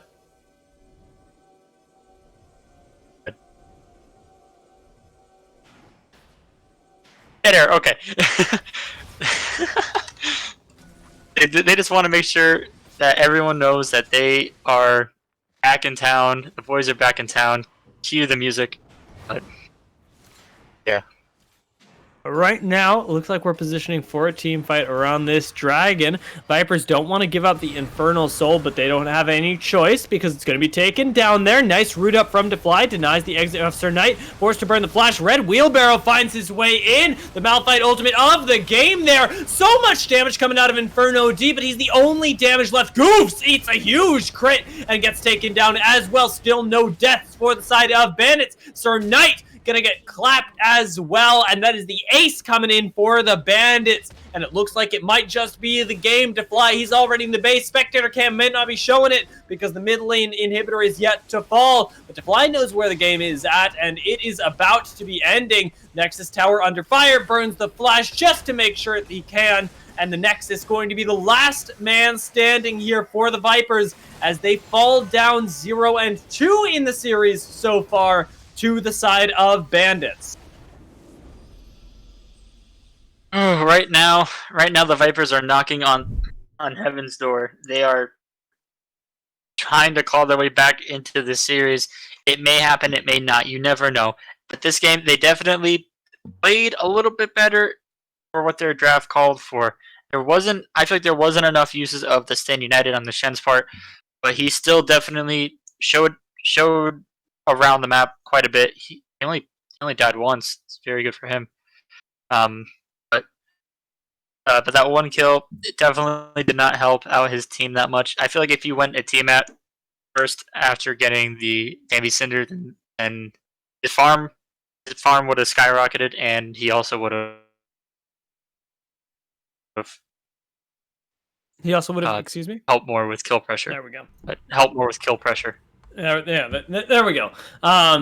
Like you say, there wasn't enough uses of the Stand United from the Shen, and I feel like that's more symptomatic because it didn't feel like Vipers were making proactive plays. They were letting Bandits be the ones to take the fight to them, and Inferno D, as much as he's able to position defensively on the Twitch, so much of those plays were around the bot lane and just focused on finishing him off. Doesn't have the damage early game, and once he's got those items, we saw the potential in that last fight, but there wasn't really anything to be done. Inferno D got taken down as basically an afterthought because Defly was so far ahead at that point, 14-1, and if we look at the damage charts, you can see exactly how the game played out. Inferno D trying his best on that Twitch, but just being absolutely crushed by the numbers that Defly was putting out. That's going to make it for Game 2, though. And I'm going to pass this back to our analyst, Psychonautic, here to break it down and send us over to Game 3.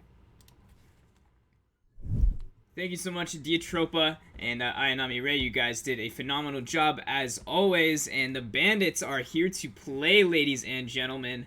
The Bandits were going through what seemed like a little bit of a rough patch the past few weeks, but they are seemingly back in form, dominating both games 1 and 2. Wheelbarrow doing a great job of navigating that tough matchup, scaling up, building his resistances, doing great there. Dream Unforgiven just absolutely power farming that entire game. He had constant bot lane and mid lane priority, able to capitalize on that very well with a very early soul, controlling every single dragon and I believe every single Rift Herald as well. Not having to do any kind of crazy ganks, not having to force anything. He can just take the safe and guaranteed route of guaranteed farm, guaranteed XP, and guaranteed objectives. And bot lane, I don't even know what to say about that. Defly and Overcomer just so dominant this entire series and pretty much the entire season. That Jhin was absolutely massive, critting people for insane numbers. Big number on screen give dopamine. It's so fun to see when Jhin does get as head as Defly was that game. Just literally one-shotting people. The 4 shots, he had some great ultimates. Overcomer with the Morgana, landing bind after bind there, setting up the necessary vision for those objectives as well. And as well as Oath with some very key teleport roams to the bot lane, numerous flash taunts, one sticking out in particular where he teleports bot lane with a flash taunt onto 3, and I believe they were able to get all 3 of those kills. Just some great coordination and team play coming up from the Bandits this game. Anyways, guys, I will throw up your player of the game poll as we go on a short little break before going to game number 3.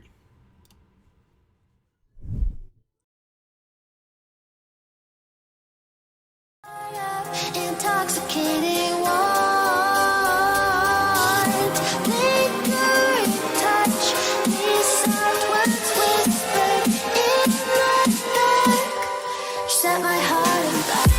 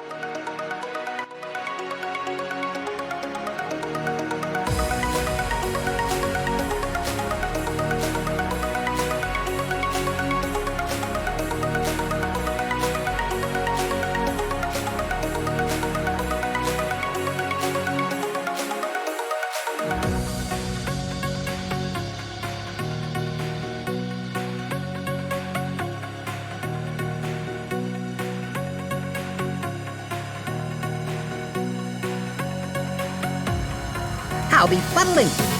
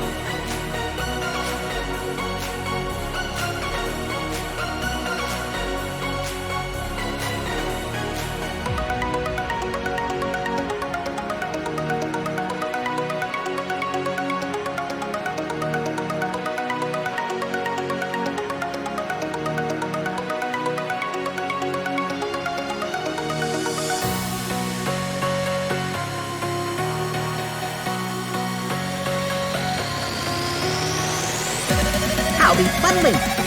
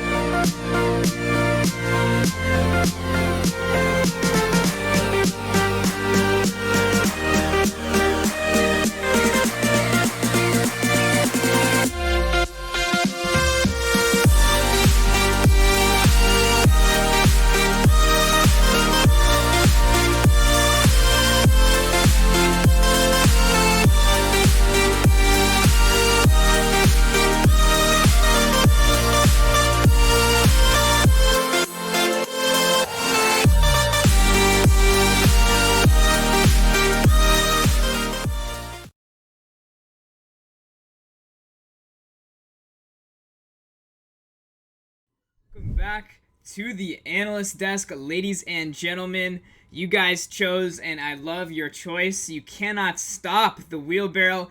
That's my Valorant color caster. That's my guy on the Malphite this time. Sometimes it's not about how much pressure you exert. It's about how much you can absorb, and that's exactly what he did. He took the bad matchup.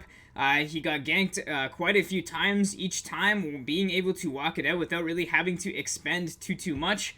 Being able to absorb a lot of that pressure from the Zac without even falling really behind in CS and not taking a single death the entire game. As well as some great plays in the mid and late game with some great Malphite ultis, able to set up his team very well there. So congratulations to Wheelbarrow. I know you didn't want it because you're just way too humble, but you deserved it every step of the way. Anyways, guys, we are ready for game number 3, so I am going to send it back to our casters for the pick and ban.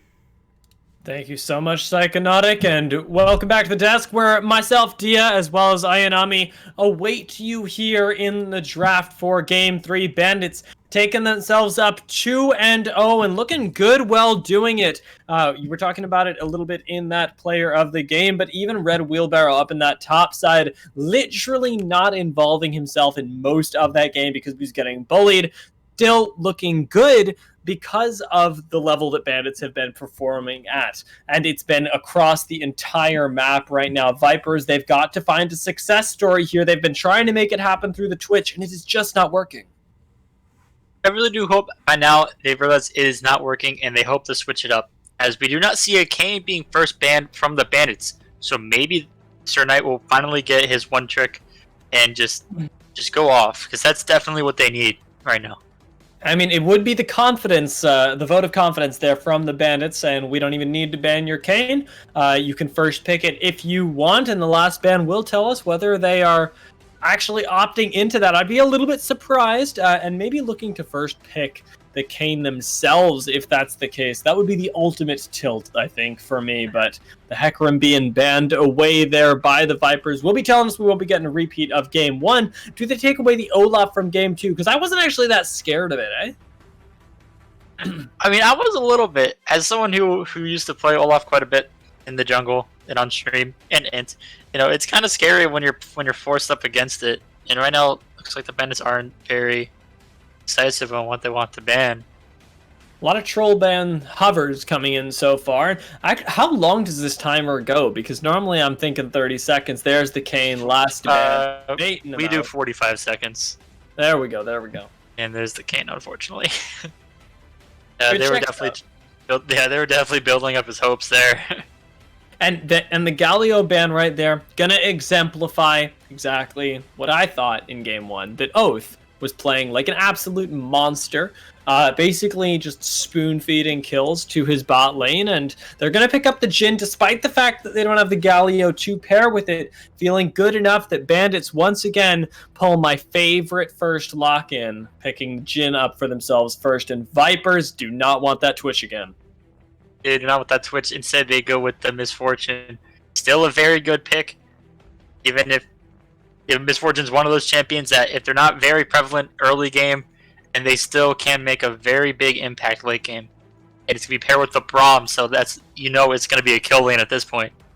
Yeah, right now, Vipers, they're looking to play through that bot lane. They're looking to get Misfortune snowballing, and Jhin going to have a little bit harder of a time breaking through somebody like a Braum than he will somebody like a Lulu Cyan 007, suffering quite a bit on that pick last game. Will have a little bit more HP to chew through before he goes down this time, and I wonder what Bandits end up grabbing themselves here, because Vipers clearly going for an entirely different composition, and ideally going for some other lanes that can make stuff happen, and actually making stuff happen this game, which was my main qualm with the last two.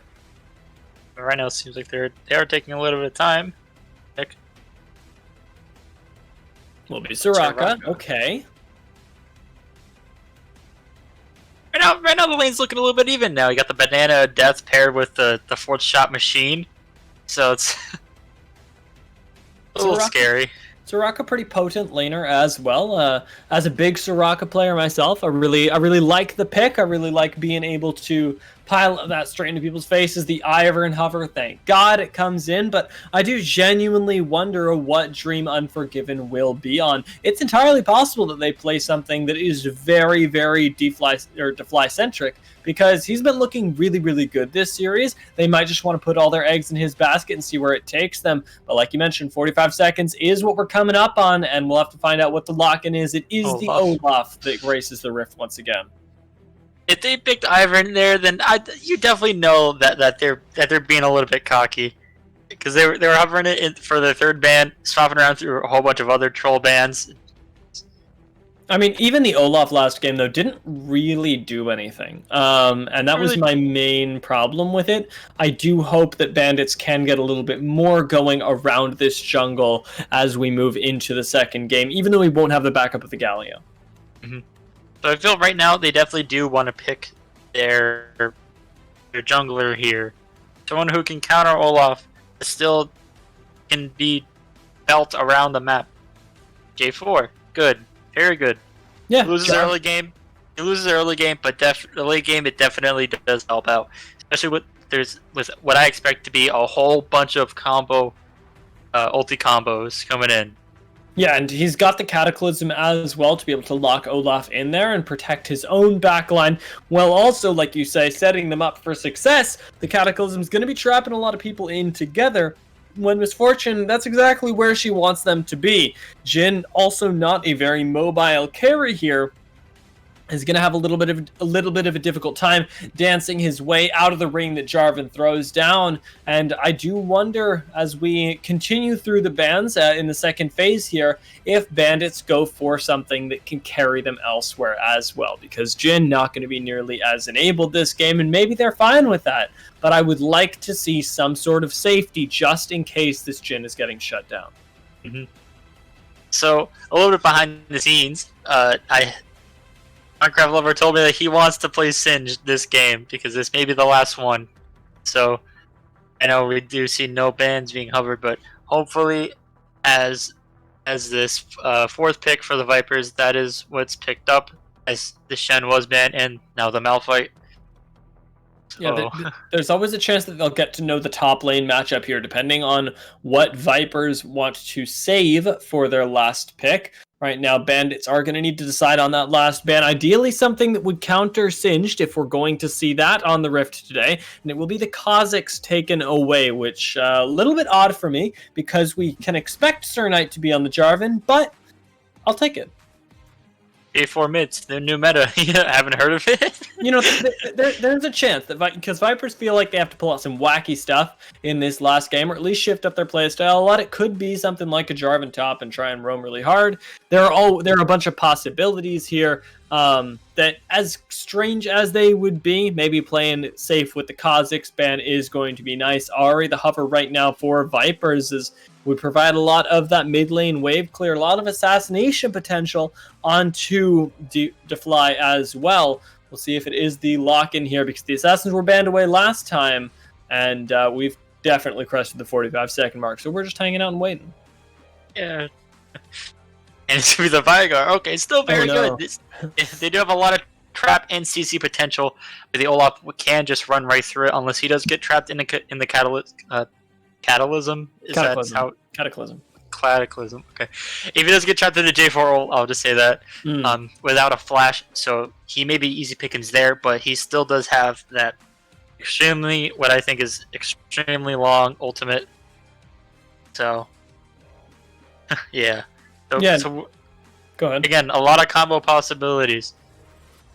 And that's really the dream, right? You know, you Veigar cage, you Cataclysm, there's nowhere for anybody to go. Misfortune gets a nice ult, but the Singed are going to be responding to this Veigar a lot more, what I want to call flexible of a pick, but it's not what I mean. I mean more standard, more can slot into any composition, and is going to be able to play these mid-range fights rather well. Gonna have a nice laning phase against the Veigar. Additionally, in Bandits, they've got a little bit of time. It will be the Ornn final lock-in, denying us the Singed that we dreamt of, but is going to be a lot harder to counter-pick if Vipers were looking to do that. You never know. You never know. Minecraft Lover, it does play a mean Singed. I've seen him counter people that should not be countered by Singed. and as it is picked up. So if the dream is real, the dream is real.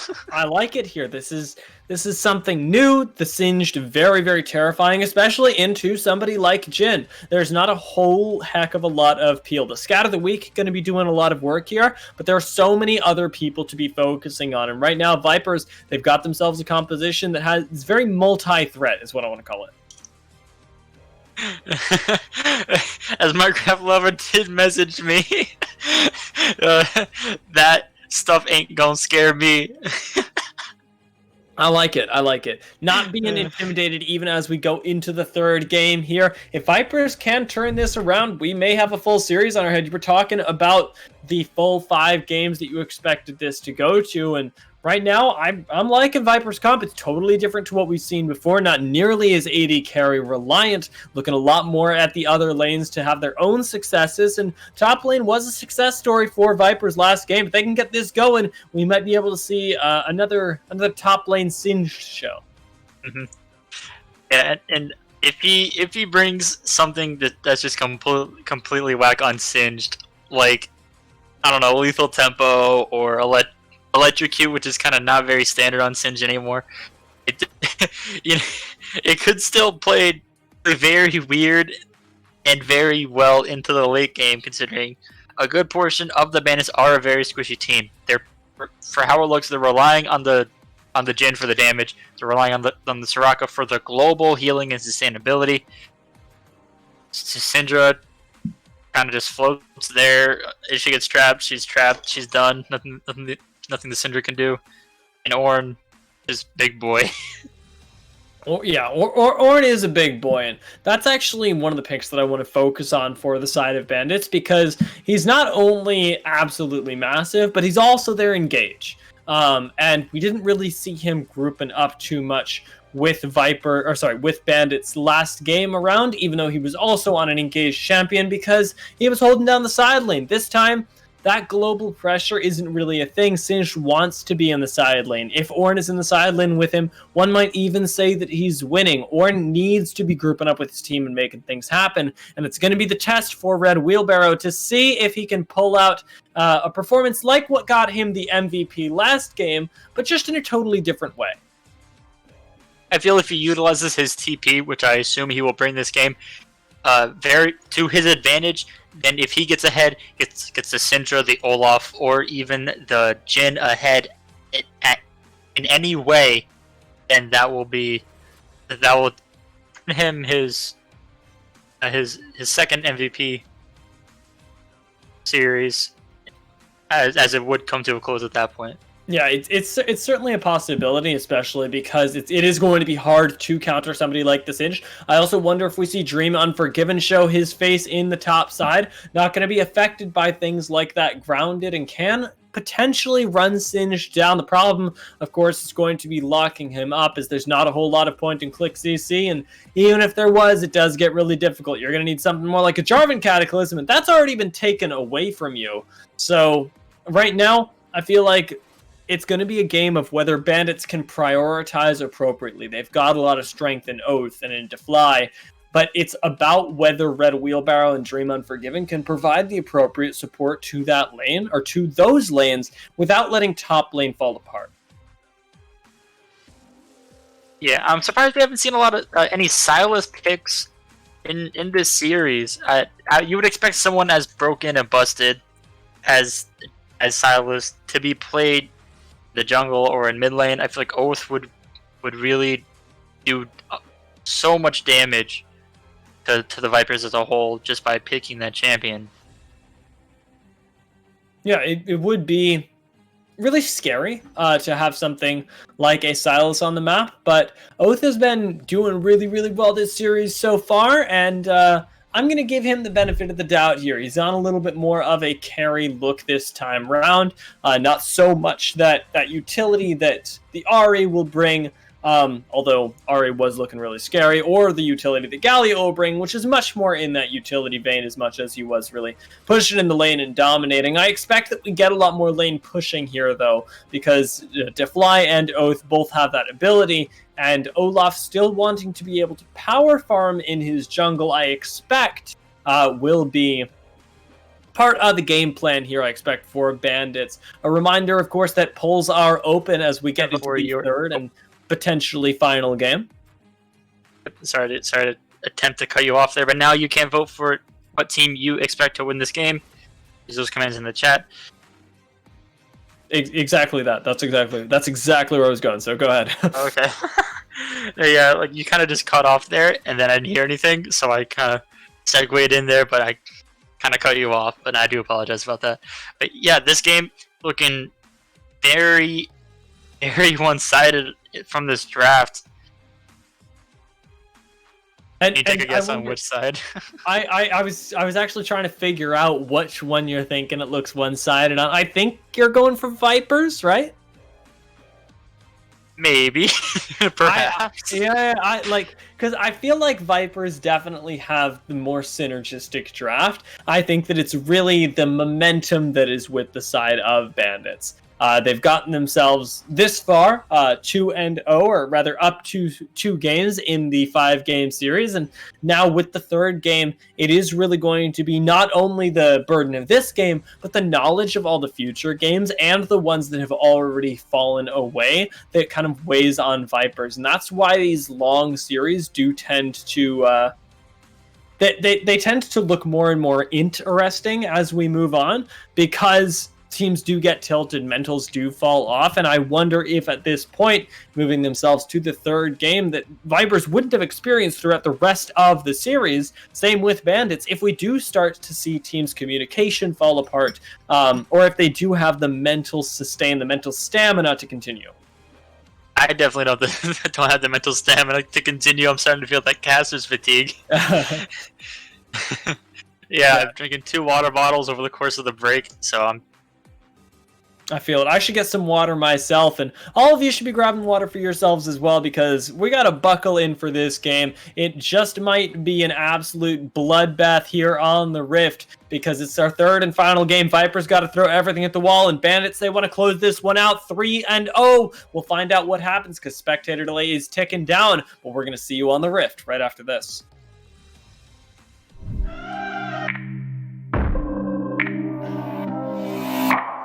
I fucked up, woke up in your bed again. Showed up like it's love, but it's never been enough.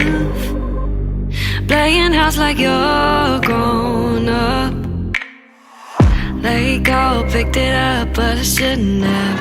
Blue eyes had me blind when I met you downtown. Then you had me on the bathroom ground. You got me whiskey, you said you miss me. Oh, so much whiskey, I'll let you kiss me. But you promised everything would be alright.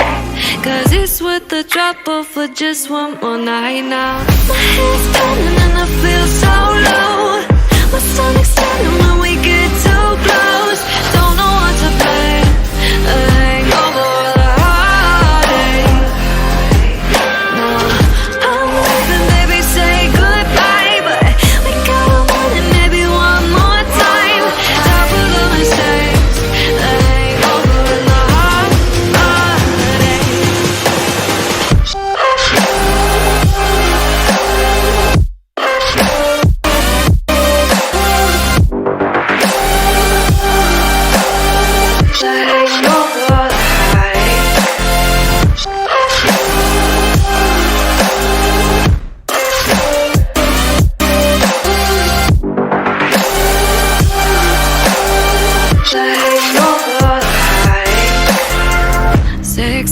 I was good, never answer you. You're what I need when I'm weak, but I'm trying to be strong. But baby, it's just been so long. You got me whiskey, you said you miss me. Oh, so much whiskey, I'll let you kiss me. But you promised everything would be alright. Cause it's worth the trouble for just one more night now. My head's turning and I feel so low. My stomach's turning when we get too close. Don't know what to... Welcome back to the Rift, ladies and gents. Bandits versus Vipers, Game 3 here tonight at Legends Esports. It is the semifinals, so one of these teams could advance to the finals at the end of this game. Vipers might choose to continue the series, though. We'll see in their play how it goes. Right now, though, some weird lane assignments or a creep. Oh, sorry, not a creepy. A kooky level 1 is what I'm looking for, is coming out. Very interesting plays, man. I'm surprised that the bot lane would just went straight up, and Goose is just getting poked down. As the Vipers do back off. He's actually fortunate to escape with his life there. Invading into an Olaf is risky business. Also, looking at the runes, there's a lot of interesting, everything right now. So Singe brought Conqueror. It's kind of what I expected, but I was hoping for something very wacky. And Goofs brought Electrocute, so he's looking for that early game damage. Yeah, and Goofs, like you said, last time he brought the what's that called, the Glacial Augment for himself, and was able to find some nice safety, and that doesn't have that same option against Oath. He's not really going to be in range to auto somebody like a Syndra, and that's a very large banana for Overcomer. Yeah, indeed. That really caught me off guard. I was like, what the hell is happening here? She's showing why she is the Banana Guardian. Looking to throw some of those out in the bot lane as well. Spell Thief's Edge I like here as the pickup on Soraka.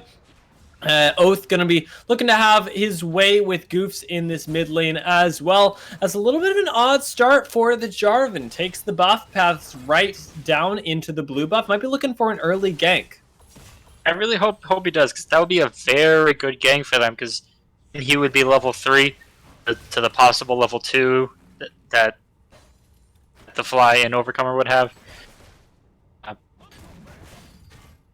We'll just go for the Krug, though, which is kind of odd. As we're just watching a lot of trading around the map. Level 2, though, hit for Minecraft Lover. Puts Red Wheelbarrow a little bit on the back foot here. We didn't see any of the early proxy stuff, though, which might have been what that early on invade was all about. Trying to get an angle for this Singe to find his way in and perhaps be proxying later. Oath and Goofs trading some cooldowns there, and it's going to be our game of farming here. I do wonder if we see some early action, since Sir Knight is hovering around this bot side, maybe looking for some aggression. Speaking of aggression, Minecraft Lover also going there. Level 3 hit in the mid lane. Goofs falls quite low, and nicely played from Oath here.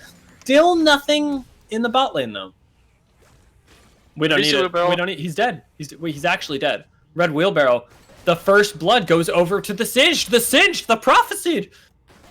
And you called it int. You called the Singe pick int. No, bro. And now Oath also in a little bit of trouble here.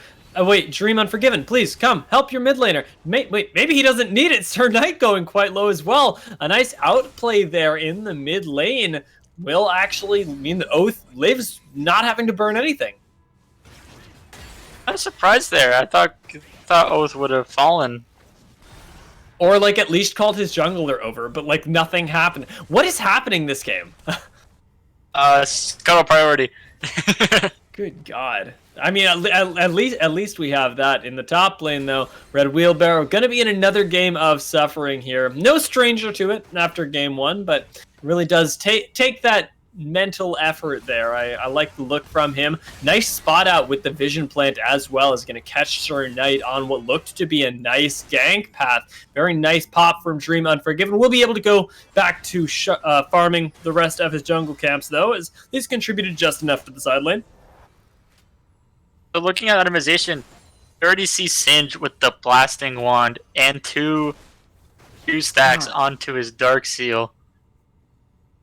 The Singed is already a problem. Normally you see, Singed, he gets a kill and you go, oh, the Singed is going to be a problem. He's already a problem right now. Like you say, this is a ridiculous amount of AP to have in the early game on a Singed. I actually want to click on him and find out exactly how much we have. He's 65 AP right now. Inferno D going quite low off some heavy trading in the bot side. Overcomer and Fly going to be staying quite safe right now, but Sir Knight has roamed down. Could be looking for Overcomer here. Flag, drag, barrier, and flash popped at the same time by Overcomer. Maybe not trusting the flash to get him out in time. Will be some free summoners towards this bot side for the side of Vipers. Very, very good. The Vipers definitely do not want to get knocked out. They're bringing everything that they possibly have to make sure that they do not get swept at the very least. And that's going to be the real challenge here for DeFly, because this is still a bot lane centric team. As much as you're absorbing pressure in this top side, and as well as that's going, you've still got to find a way to get the other side of the map moving. Right now, the composition, like we talked about, is relatively favorable for Vipers. They've got a lot of easy executions to go through. DeFly needs to be getting ahead if Bandits want to close this one out. And right now, Vipers, they are looking like they are playing, like you say, to win this game. You see the first drag up, no one's around it at all, as we do see there's a lot of poke. Bot lane.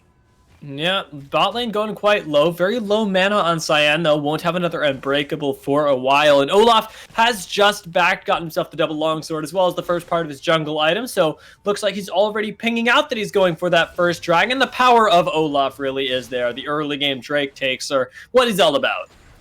You do see right now a lot of poke on the goose. He might get taken down here. He has no mana.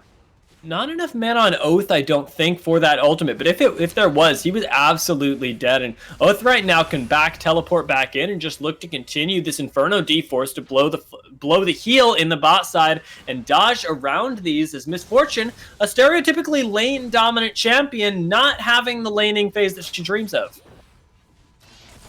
was still a very close call. That was a very good jump from Cyan to make sure that Inferno D lived with literally 1 health, but could be a sneaky Soraka coming out of nowhere. So, ooh, oh, and clips him there with the captive audience as well. Nicely done from DeFly. Like you say, DeFly playing a lot of this Jhin really does make this champion look like there are no weak laning phases.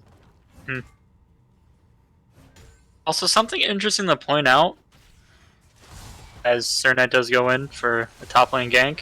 I think that we just see Wheelbarrow be able to walk out here. Did go for a little bit of a trade, but is more about burning the mana. Goofs, though, burning the flash defensively, is going to be walking away from Oath here in this mid lane. Already burned the teleport, though, so could potentially lose a lot of minions for this. A nice play in the mid lane once again from Oaths. Thank you for gracing us with this play here.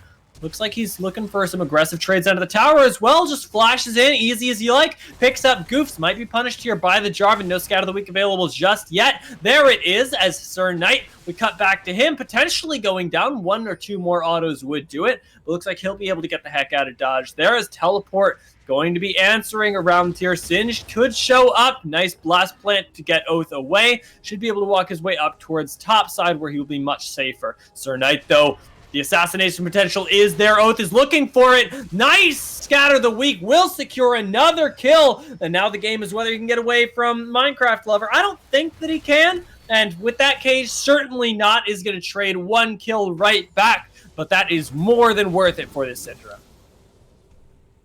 A lot of slow kills coming in this game, but it still shows that teams don't want to give anything up. Right now, Oath with both of the team's kills on his back, he's definitely looking like he is going to be the carry and the even possible win con for the Bandits game. But we all know the Fly; he could just come back out of nowhere. Oh yeah, and level 6s are hit in the bot side as well. So Overcomer going to be able to pick up assists, going to be able to keep Red Wheelbarrow safe potentially. She continues to suffer in this top side, building some magic resist for himself early on, but win conditions are all over the map. Level 6s are more than hit there. Cataclysm going to come down from Sir Knight there, but the flash away will just be answered by Dream Unforgiven, and he might just be dying once again in his own jungle. Roam over from Goofs, and the Singed is real, though, and no Ragnarok this time means that he won't be able to get out nearly as easily. Oath, though, has the ultimate. Might just pick up Minecraft Lover. 1 more auto will do it, and the afterthought will grab him with the Dark Spear there. Inferno D taking a nice trade in this bot side. DeFly almost stunned up. Won't get knocked up, though. And Cyan could pay for this with his life. 1 more auto there as he burns the heal on the way out. Does DeFly to get out of the bullet time. Nicely played in this bot side as that starts to crack open. 3-1 in the mid lane. 1-0 in both jungle and AD carry. And game starts to look more and more Bandits' way. But you still never know. This game can still go on for the longest of the series. Say that as I don't think so. I don't think so. It could though. You never know. Every game is winnable. In the wise words of the almighty God Tyler 1, every game is winnable. Absolutely, there is a chance that we get some sort of turnaround here. As like we say, Vipers have a lot of ease of execution, and I don't think that Bandits is ahead enough to really do the slapping with the wallets that we saw in Game 1 just yet.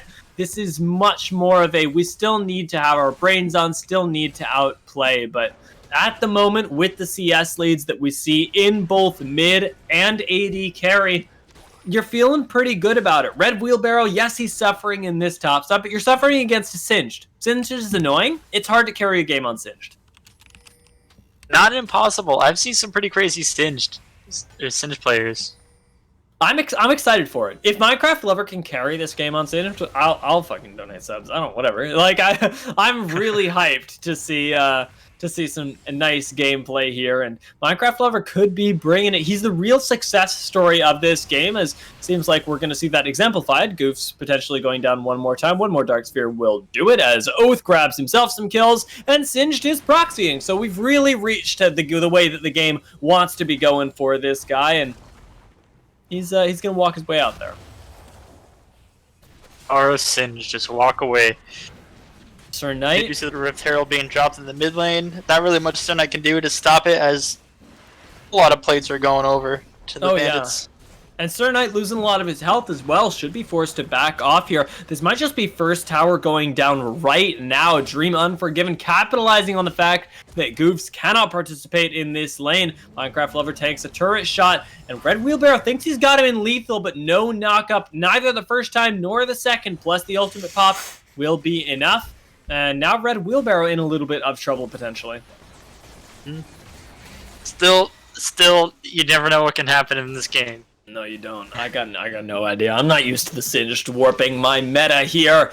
But another plate going over in this bot side. Overcomer, having a nice game on the Soraka so far, has been able to pick himself up quite a few heals. And Olaf, speaking of picking himself up things that should come naturally to him, it is going to be those dragons that start to stack up there. The ultimate comes down to the bot side, though, and can Defly live through this? Overcomer just barely living through the bullet time there. Burns the ultimate to keep himself and his laner alive. Dream Unforgiven is coming down to try and keep this dream real, as the barrier is burned, and Cyan, an afterthought there, gets smited down. Inferno D goes quite low as well and makes it a double kill for Dream Unforgiven, who stops briefly from his farming of the jungle camps to farm the laners.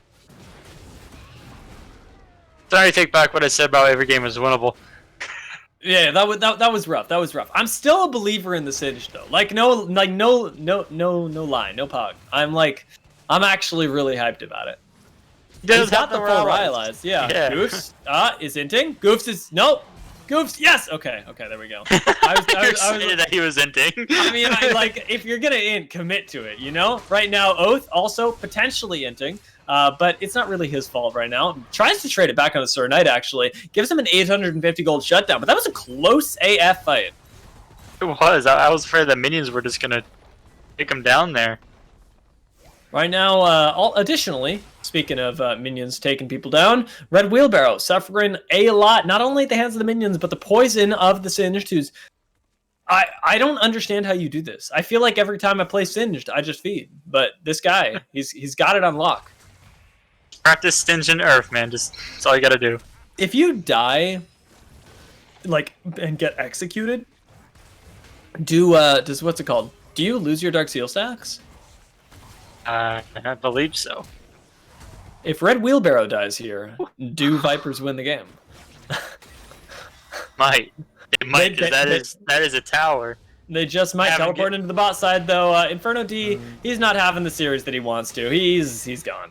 So is Cyan, realistically. This is a kind of a foregone conclusion here. That Syndra hurts a lot. Gets a double kill as well. The Ludens is huge for her. And she's 8-2, which is pretty large. Indeed, that is large.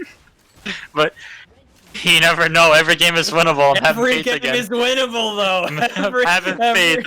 And right now, I mean, that's what Vipers have to focus on, is the fact that, there is the potential that they win the game. Ragnarok here for the Olaf. Going to slow up Goofs as well, as it's going to be hard for him to focus on winning the game when he's looking at a gray screen. But I expect him to nonetheless, because, like I say, we made it all the way to semifinals. Bandits feel like they're really showing up, though. For games that went really back and forth during the regular season, Bandits and Vipers playing themselves several times, I thought this series was going to be a lot closer than it's looking to be right now. Yeah. I was gonna say something about every game having some sort of simulator. Like a farming simulator? Oh, just like a simulator. Like the payday games. Those are drill fixing simulators, bag throwing simulators. League of Legends, I guess would be gray screen simulator. It really would. Right now, that's exactly what it's looking like for both Goofs and Inferno D, and it's left really only one win condition available to Bandits, which means that Minecraft Lover has to be in this mid lane right now. And so he's just hovering around Goofs, and it means he's not getting anything done. There's no lead that can be extended because they're busy stemming the bleeding. I'm so surprised about how much damage is being done to the Syndra. Just one completed item. Seems kind of sus to me. It's one completed item and 2 levels on her opposing laner. Is the highest level in the game right now, but gets vaulted straight in and deleted. That's not going to help you very much. Minecraft Lover, he's roaming over everyone. Interrupts the second part of the Ornhorn as well, which means Defly is the only carry left, and he's not able to get in range of anyone. Wheelbarrow is trying to get his way out. Minecraft Lover is running all over the fight, though, slowing everyone up with the Rhyalize, and now should be able to flip to Fly here. Flips him right into 4 members. Red Wheelbarrow gets a triple knockup, though, and buys his AD carry some crucial time. Double kill for the Jarvan, and a lot of kills going over to the side of the Vipers here. Will be a huge success story for them. And nice turnaround there around the mid lane. We were thinking this game was all but a foregone conclusion. Every game is winnable, baby. Every game is winnable. And now the Singe is going to be absolutely huge. He picked up 2 kills in that fight. One of them was that gigantic shutdown from the Syndra. So this game is all but anything. He basically bought an entire Abyssal Mask. Yeah, and that's really crazy. The full Abyssal Mask buy there is going to do wonders, not only against Syndra, but for him, as Sir Knight could go down here. Will be the ult coming out from Oath, but won't be enough damage to quite finish him off. Inferno, though, it doesn't matter that Oath doesn't have ult. He's got orbs that'll do half your health, as well as Defly, and it will be the 3rd dragon of the game going over to the side of Bandits, despite that one team fight. And Cloud Soul very good. For, I think, everyone except for maybe Defly. Like, Defly is, like, fine with Cloud Soul, but everybody else is, like, Giga Smurfing with Cloud Soul. I feel like the Drags kind of had pity on the Vipers this game. Yeah, they've given them a window in, which I think is very good, right? If this was Ocean Soul, games, I feel like very done. The fact that this is just the Wind Soul, as crucial as it's going to be for some of the members of Bandits, it's still going to allow a way in for Vipers. It's not making anybody unkillable. It's just giving them a few more tools, and those tools are utility that you can play around with the damage that you have on the side of Vipers. Red Wheelbarrow looking to be punished up in this top side. No pressure anywhere else on the map. Should be him going down for free here, and I'm gonna let you continue color casting. He's gonna flash away. No tower though. Yeah, kind of just he has no armor. The J4 is kind of doing everything.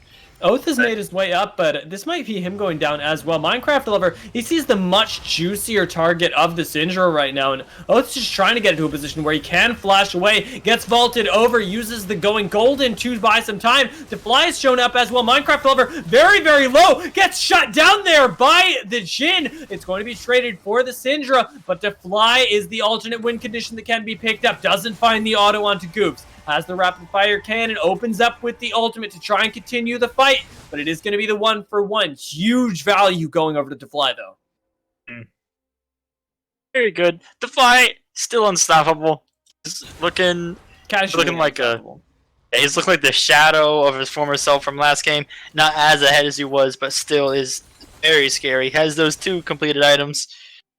The Misfortunes 1. And right now, if I toggle the gold, it will just be the 700 that he's picked up for himself off of that shutdown. But 550 gold bounty is going to make him a juicy target as well. Red Wheelbarrow getting stummed up here, but Cyan looks like he's about to die because DeFly is roaming up. He sees those low numbers on the health bar. We might just get another fight here. Minecraft Lover's approaching as well. We do see Minecraft Lover start to build towards that Righteous Glory. He does have that Glacial Shield. I think there's much they can do to save this tower here. I think they just run away and give it up. Yeah, Cyan going to throw out the Winter's Bite as a post-haste escape, but right now the jungle does not belong to Bandits. Baron is up. They could look to try and start this as a surprise, but instead are looking for the red buff of Sir Knight. Ragnarok going to be popped literally to secure the red buff that he doesn't get because Goofs manages to snipe that one away, and a little bit awkward for Bandits, but they still have vision, they have priority, they have whatever they want, and they might even have Goofs' life here as he gets slowed up. Nah. Nah. He's good. He's out here. He's vibing. He's got that Loon's Echo. And down Straight almost vibing this game. Yeah, and down almost double his own farm. Sir Knight, he might be super vibing, looking for the triple engage here. Does just lock in the Soraka, but that's going to be really big, especially with the bullet time coupled with it. Teleport is in, but teleport is late. Oath shows up, but doesn't want to be anywhere near Minecraft Lover. Might be able to take down Goofs in time, but no, Zanya's will not buy him enough. Defly, though, with the snipes out across the side, will take down 2 members, might take down a third there as Inferno D gets locked up, gets chunked down, and Minecraft Lover, the last one left alive, can cut the wave here. Should not be the chase from Bandits. No, disengage. It's stopping. Sin's doing what he does best, just run. Yeah, I mean, he's going for it, and it looks like he's going to get away. I don't like any of the hovering here from the side of Bandits. They don't need to be chasing him, but importantly, they do win that fight, and Defly gets further ahead, gets himself another BF sword on that back, and Zanya's is back up for Oath, so if he chooses to teleport like that again, rather, if he had teleport up, it would be fine. Unfortunately, did give over his life just there, and now is going to have to be back up in time to contest this dragon. And right now we do see on the Olaf, he does have the finished Black Cleaver and Warrior and Chain Stalker's Blade. And looks like he's building towards that Death's Dance. That's going to be a very good spike for him. That's going to be really big. Well, as soon as you get the Death's Dance, it does feel very, very hard to kill you. At the moment, though, looks like we're going for the Drake here for the side of Bandits. They've cleared out some of the vision, and Minecraft Lover on the flank here is going to be spotted out. Can just be focused down, gets rooted up as well as stunned. Might just be taken down right now. Oath just needs one more Dark Sphere to take him down. It will be the carry gone for the side of Vipers, and they're trying to rush down this dragon. Well, they still can. Into the pit goes Olaf, takes away the mountain dragon, and now everybody else will follow. Triple kills over, make it a double kill for the Olaf, and now Defly, he's looking for Inferno. The chunk out from the auto attack will do a lot, and as beautiful as that bullet time is, my friend, there is no one to buy you space. Inferno will fall, and that makes it the ace for the side of Bandits. Every game is winnable. Every game is winnable. Singe is looking very big. He does not have that many stacks on his Dark Seal as of now, but that could change in time. He could just say, alright, I'm just going to finish this. Magi's. Right? I mean, like to see Singe have more of an impact in those fights, but being picked off on the side there, very nicely done by Bandits, does mean that the fight is over, and a very nice smite from Olaf, because otherwise that was going to be dragon stalled out. Right now, the fact that they've got themselves the soul and can look to secure themselves Elder next, if the game even goes that long, is really big, because Elder ends the game. I think the game won't go that long, because there's only been... they still have their entire top... Well, still have 2 towers in the top lane, counting the inhibitor, or as well as in the bot lane. Only that one lone inhibitor tower stands in the mid lane. If they do decide to just all group up in ARAM, they can pick a team fight, just demolish, and then end the game, win the series. But it looks like they're just going to focus on farming up a little bit just continued to get further ahead in gold, which is Fast they are. 8K. This Wind Soul is nuts, actually. Oath is zooming. So is Overcomer. Yeah, I know, but right? He's got like the Moby boots in his pocket, and he's just going. He's zoning out Sir Knight. I don't think that should even be possible. Soraka with then Athens. Yeah, right now, Oath also looking to rotate out, had himself in a little bit of a sticky situation there, but the push into the top side might be the play here for Bandits. I got a little bit distracted. You know that thing everybody's been saying recently? This looks like a this angle. Yeah. I don't know, where did that come from? No idea. It was stuck in my head there. I was like, it might be a top collapse angle or something like that. And then in my head, I also had the argument with myself. I was like, that's stupid. Why are you saying that, bro? And then I was like, no, bro, be cool. It's a tough time in my head. Yeah, one of those in your head shower arguments that you always win at. Exactly. One of us is winning, and it's always me.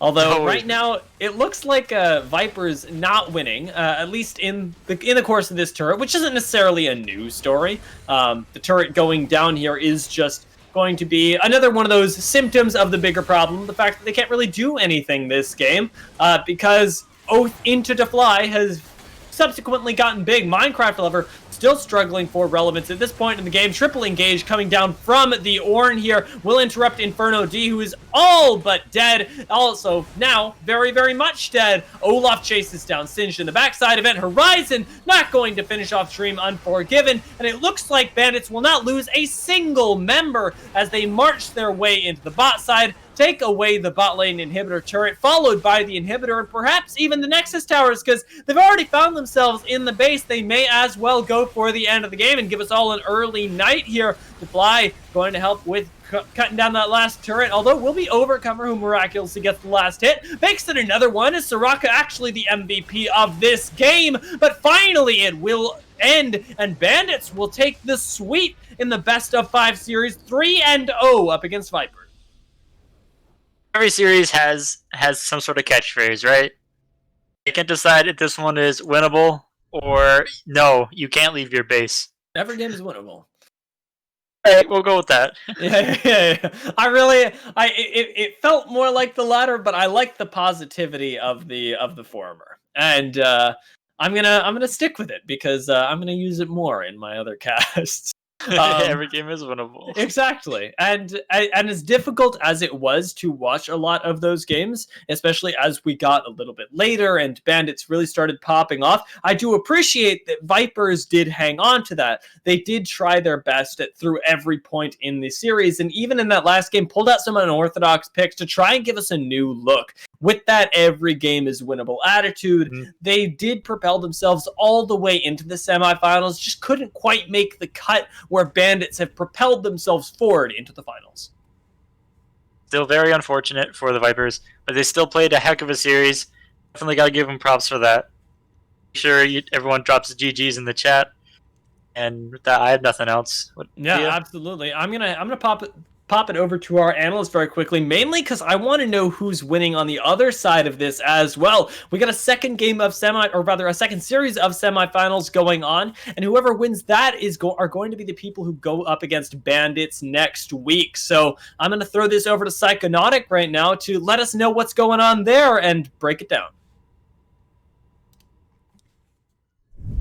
Thank you so much once again, Ayanami, Ray, and Diatropa. You guys were phenomenal. And the Bandits, every time I stream, for whatever reason, it's always a sweep. Either I'm good luck for one team or I'm incredibly bad luck for the other team. But the Oath and the Fly show episode 3 is back. And just very dominant on the night. Once again, Wheelbarrow surviving the pain that is top lane. Not some great matchups for him. But hanging on just enough and still bringing lots into the team fights in terms of CC lockdown. And those ornaments. Dream Unforgiven was massive that game on the Olaf. I think he played the mid 2v2 skirmish with the Syndra a whole lot better that game. And obviously Oath was definitely popping off. Just solo kill after solo kill. Some great bot roams that invade early on into the game onto the Jarvan was absolutely insane. That was a perfectly timed Scatter of the Week to cancel the Jarvan flag and drag. a thing of beauty there from Oath. And once again, the fly on the Jhin popping off as always. Not to discredit Overcomer on the Soraka there, putting in absolute work in terms of the utility with the silence, the healing, and just keeping his team alive. I think he timed his heals just at the exact right moments, and showing how powerful a Soraka can be when the team doesn't choose to build around it. Maybe a little bit of shade thrown there. Grievous Wounds is an item. Anyways, Bandits, they're going to take the series 3-0, playing incredibly well on the night, guys. I am going to send it on a quick little break as we do our final player of the game poll. So don't go anywhere and be sure to vote on the poll.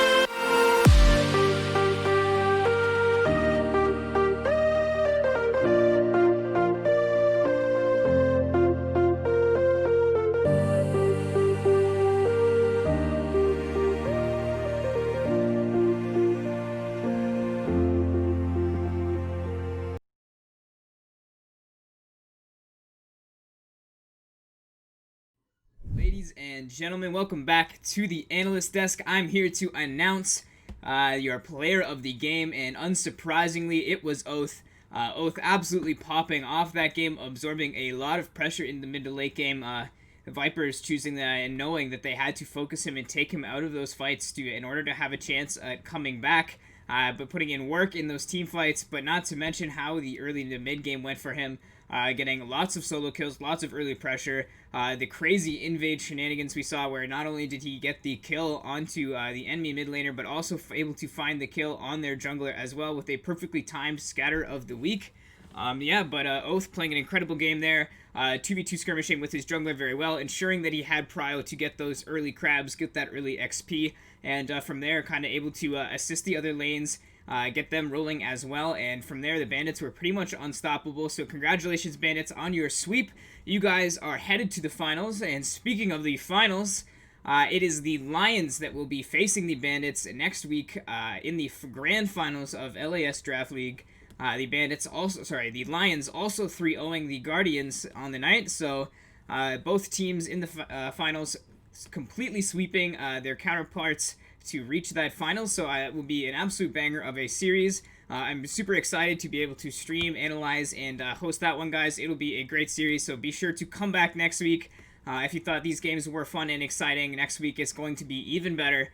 Anyways, guys, that does conclude the stream for tonight. I was going to host the other series, but they are done just as we, so both of us are just going to wrap it up right here. Anyways, that's it from me, Psychonautic. I hope you all have a great rest of your night.